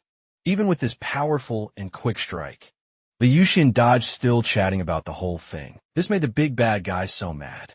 He was grinding his teeth like he was chewing rocks. Meanwhile, the protagonist held his sword tight, gearing up to counterattack. After a moment of focus, he charged at Blackwing, delivering a jaw-dropping blow. He talked about Terra, describing it as this insane feeling of fire igniting inside him, giving him the power to face his stronger enemy. Meanwhile, Blackwing couldn't stop screaming from the pain of that hit. Without missing a beat, Yuchen took advantage of this moment to drain even more vital red liquid from his opponent. From a distance, everyone was watching the fight, jaws dropped in shock. The princess of the kingdom was on edge, wondering what was going on with Li Yuchen. If he crossed the line, she thought, he might never come back. CPL, on the other hand, was looking tired, watching the fight and worrying about her guy. Li Hyun was shouting for the general to get up, trying to hype up his evil buddy. Even as a cheap knockoff, he couldn't go down like that. So the wizard's only wish was for that dude to strike back ASAP, even if he bit the dust afterward. All that mattered was taking out Li Yuchen first. But no matter what, the protagonist showed zero signs of weakness. On the ground, totally spent, Blackwing was wondering why it all ended like this, with him losing in his mind. Yuchen was just a kid and nothing made sense. And the protagonist replied that the power he used was something ordinary folks couldn't even dream of having. Blackwing, hearing this, was a bit confused and asked where the kid was going with that. Yuchen's crew had ignored their fates. In the face of absolute power, their lives were precious and should have gone back to their families, not handed over to the general, which led them to their doom. But what Yuchen was trying to say was that it was their deep desire. They really wanted to protect him and help him, even after death, which pushed him to keep going. Hearing those deep words from a kid, Blackwing's eyes went wide in surprise.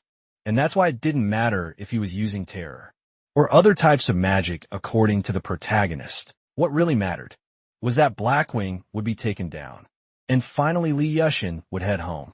He owed that to his brave squad, who fought hard in the army. After giving this whole speech, acknowledging his crew's efforts, Li Yuchen moved closer to the enemy. He wouldn't go home alone. They'd all go together, then, out of nowhere, Black One found the strength to grip his wicked axe tight. Without a second thought, he slammed his weapon into the battlefield ground with all his might.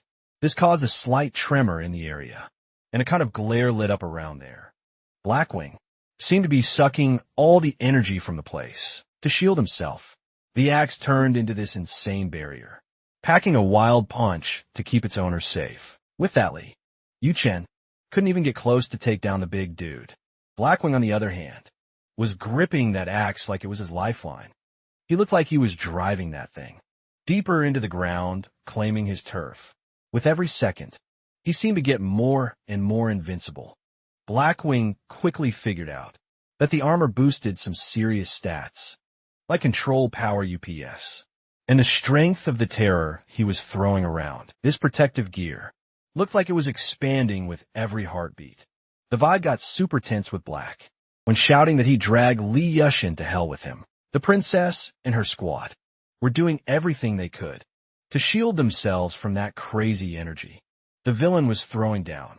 Yushin, meanwhile, spotted Scipia trying to move in all the chaos. He had this tense look, worried about his girl being totally exposed. Then out of nowhere, a massive explosion goes off nearby, leaving just a blinding flash of fire. Meanwhile, the old lady and her guards were glued to the screens in the control room. One of the guys tried to convince her to pull the plug on the simulation, but she shot him down hard. She was all about keeping the boy in the simulation, saying if they interfere, he'd probably bite the dust with everyone else. So he had to stay in that simulation capsule. No outside help allowed. All they could do in the control room was watch closely and hope the boy would come out on top. The old lady really wanted the hero to walk out of hell on his own 2 feet. Meanwhile, inside the simulation, Lucien was giving it his all to reach Blackwing and finally take him down.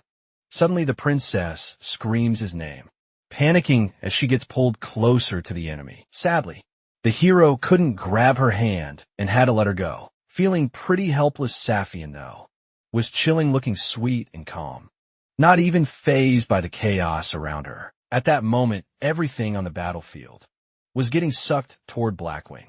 With this insane force, then, Liu Ken realiza, it was nearly impossible to reach the core. With all those hellish flames surrounding his foe, after all the noise, Black One finally spoke up, making it clear he wanted to wipe out the whole Yu Chen family line. Behind all this was Liam, Yu casting some dark magic that was pumping up the villain even more. He quickly figured out that everyone was about to bite the dust, so he decided to mess with the reset time of the simulation. With that, Yu Chen would get tossed into a never-ending fire maze, and nothing in his mind would be left to tell the tale. At that moment, it felt like the hero had zero chance of winning, since Blackwing was literally giving his all for the win. But giving up, nah, that wasn't in Li Yushan's playbook. He was in a fight till the very end.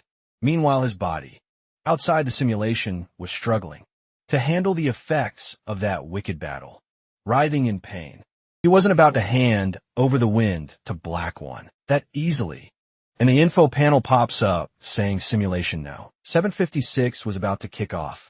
That seemed to pump up the hero, who didn't care how much that enemy roasted him. Again, the info panel shows up, announcing more simulations were starting. For Yushin, it didn't matter how many times he bit the dust. Even in simulation number 832, he was ready to restart 1,000,000 times to hit his goal. With every tick of the clock, the info panel kept popping up, announcing even more simulations. Amidst all those system messages, Li Yuchen called out to his opponent, ready to say something. With each simulation that kicked off, Black One looked happier and happier, riding high on his victories. But Li Yuchen knew Black One would never crush his spirit, no matter what on the battlefield. All that could be seen were massive flames and magic traces. Plus, the info panel kept flashing, highlighting the start of more simulations. Yu Chen's voice rang out, always saying he'd rise from the ashes. As time went on, more and more fire took over the scene. Even after 998 tries, Li Yu Chen still hadn't taken down his tough enemy, but he wasn't about to throw in the towel. pushing hard to break through that fiery wall. As expected, he couldn't reach his goal and got burned again, kicking off a new simulation. The protagonist's motivation was the wings of his crew that had been entrusted to him. Inside the control room, the old woman's crew watched everything in awe, totally clueless about what was going down. Liashin's vibe and looks had completely transformed, with a ton of terror swirling around him. Protagonist's glow-up was obvious, and the energy around him showed it off perfectly, and the info panel popped up again, announcing that simulation now. 1000 was about to kick off. Yushan's power was so epic. He could float in the chaos. Sword in hand surrounded by some serious forces. Watching this on screens, one of the simulation controllers realized. This kid was the 8th apostle. In that moment, Yushan charged forward like a tsunami, wiping out everything and everyone in his path, and the old woman celebrated. All that madness had finally wrapped up. For the boy, he was already at the protection core, just a few meters from Black One. Lucky for him, he had made it through that entire wall of fire. Without a scratch, his energies were already clashing with those of his enemy, signaling that the end of this fight was near. From a distance, Black One's soldiers watched with tense faces, realizing they were about to get wrecked. The kingdom's princess, meanwhile, looked totally stunned, unable to believe her eyes. Then, a massive ball of terror formed around the protagonist, and Black One, seeing this, the blonde princess, started shouting for Li Yuchen to stop, worried he might not come back if he pushed forward. Even Sepia looked super worried about her beloved situation. The protagonist, for his part, had a worn-out look from that exhausting battle, but thankfully his beams of terror managed to neutralize the enemy's energy. This gave the boy the chance to land a final blow on Black, when without mercy, after Yushin finally hit his target, the wizard's ring shattered into pieces. Li Hyunyu soon freaked out, showing a face full of despair. To him was a joke that this kid had messed up his plans, and on top of that had become the 8th apostle, realizing he had totally lost that war. Li Hyunyu cursed the protagonist. Then finally Yuchen broke through the barrier between the real world and the simulation. His body slowly started to move, emerging from that cursed capsule. After a few moments, the boy began to float in the air. But either way, the terror war was still raging in the simulation world. Yushin also floated there on the battlefield, sword in hand, a symbol of his victory. He faced Black Ren with a tired look, but also a sense of accomplishment. The villain on his part was suffering, living out his last moments in that world. The sync between reality and simulation was so strong that Yushin's body mirrored his moves in battle. With that, he aimed a sword of all his might at Black Queen's chest, and finally decided to take out that villain in the most epic way possible, delivering a solid and fatal blow right to his chest. This attack even shattered the armor Blackwing wore for protection on his face. The pain and outrage were clear after losing this fight. Then he let out his last scream, before finally heading to an alternate world. After that, Black One's body fell freely towards the ground, and suddenly a massive flash lit up the battlefield. Soon a ball that looked like a portal appeared, wrapping around the protagonist. This fear, after a few seconds, began to vanish without any explanation. From the battlefield, only a light brighter than the sun could be seen. The kingdom's princess and the surviving soldiers tried everything to shield themselves from that unknown force. Meanwhile, Li Hyunyu thought all of this was way too insane to be real. He wanted to bounce out of there ASAP, and if he could, he would never step foot in that place. Suddenly, someone approached him with a suggestion. That old man told Li Hyunyu not to even think about bailing, seeing that the 4th elder was there. He was totally shocked, not getting how she had entered the simulation like that. Immediately, he figured she was there because of some wild rumors, all thanks to the company's manager and his orders. Then, out of nowhere, the old woman, without any explanation, poked Li Hyunyu's forehead in a really weird way. After that, she commented that those annoying ones had a pretty irritating cry. Meanwhile, a hole was forming on Li Hyunyu's forehead, and his eyes filled with tears, fearing his imminent end. Then suddenly, The man began to disintegrate like paper and let out his last desperate scream. In a few moments, no part of Lee Hyung-yu's body could be seen anymore, leaving only his groan of pain as a memory. Now, finally, we're back in the real world, where Yushin was still chilling. In the simulation capsule, there were some remnants of vital. Red liquid splattered all over the floor, looking like a horror movie scene. But no cap. Lee Yushin's mission in the game world was still on.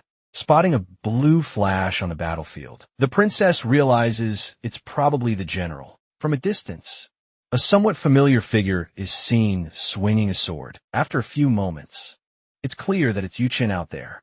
The princess, seeing that the boy is still alive, can't believe her eyes. Without a second thought, she starts thanking the universe before finally reaching out to him.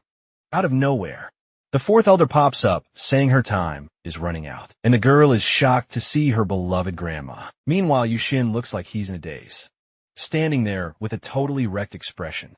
Seeing this, the girl begs her grandma to save the general, since he hasn't kicked the bucket for the 1,000th time yet, even if it means she has to seal the boy's death. To do it, hearing her granddaughter's plea, she explains that if the girl wants to protect someone, she needs to toughen up instead of crying.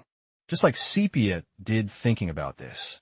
The blonde girl starts scanning her surroundings. Soon as she spots Sepia, sprinting as fast as she can to reach Yushin. Even the elder is watching this with serious focus. Yushin's body, after the battle, is burned and pretty wrecked, with scars everywhere, but still, Sepia is giving it her all to get to her beloved. She moves toward him with all the determination in the world.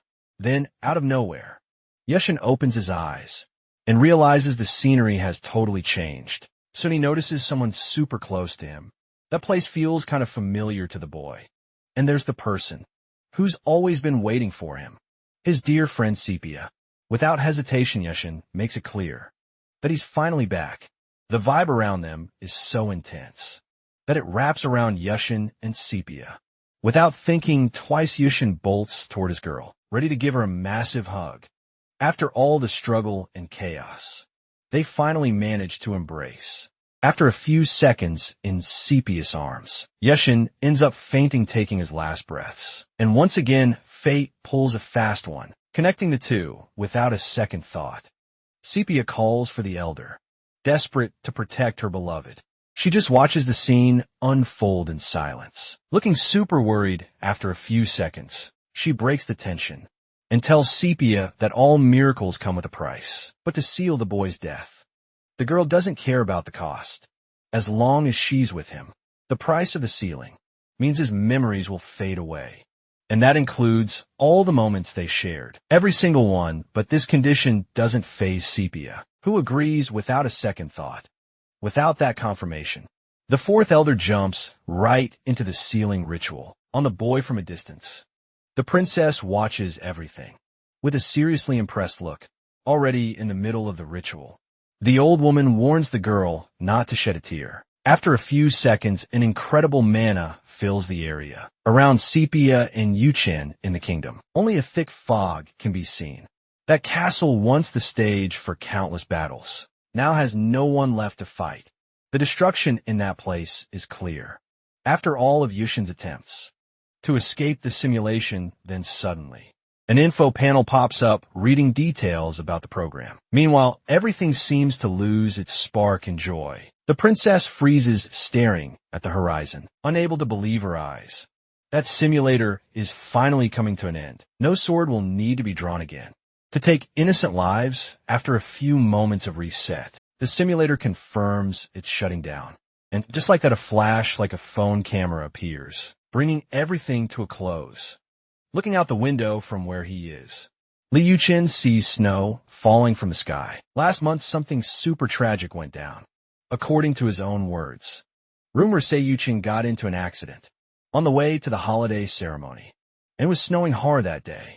Because of that, he ended up in a coma and lost all his memories. But the weirdest part, the boy has muscular arms, and his hands are covered in calluses.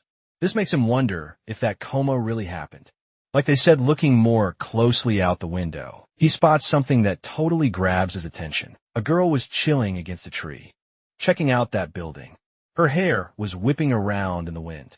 From that snowstorm, Yushin's eyes go wide, like he just unlocked a secret level. That silhouette looks super familiar to him. He bolts towards a street, not caring about anything else. That girl was sliding into a black car, ready to bounce Yushin. Meanwhile, was sprinting down the stairs, like he was in a race against time. After a few moments, the girl hops in and slams the door shut. Even with that mad dash, Yushin can't stop the car from rolling out. His shocked face shows just how frustrated he is about it. The girl thought she could just manage like that, even if they might never meet again.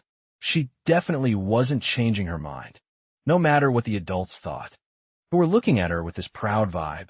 Apparently that was supposed to be a promise, or so she said.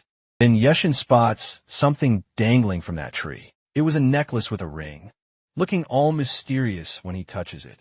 I feel something totally unreal. He had become in that familiar spot. The general again, and he told Sepia to be the official guardian of his heart. The two locked eyes in that soap opera moment. With an epic sunset, so Yushin realizes without a doubt. He knew that girl, and he knew that no matter what, they would definitely meet again one day.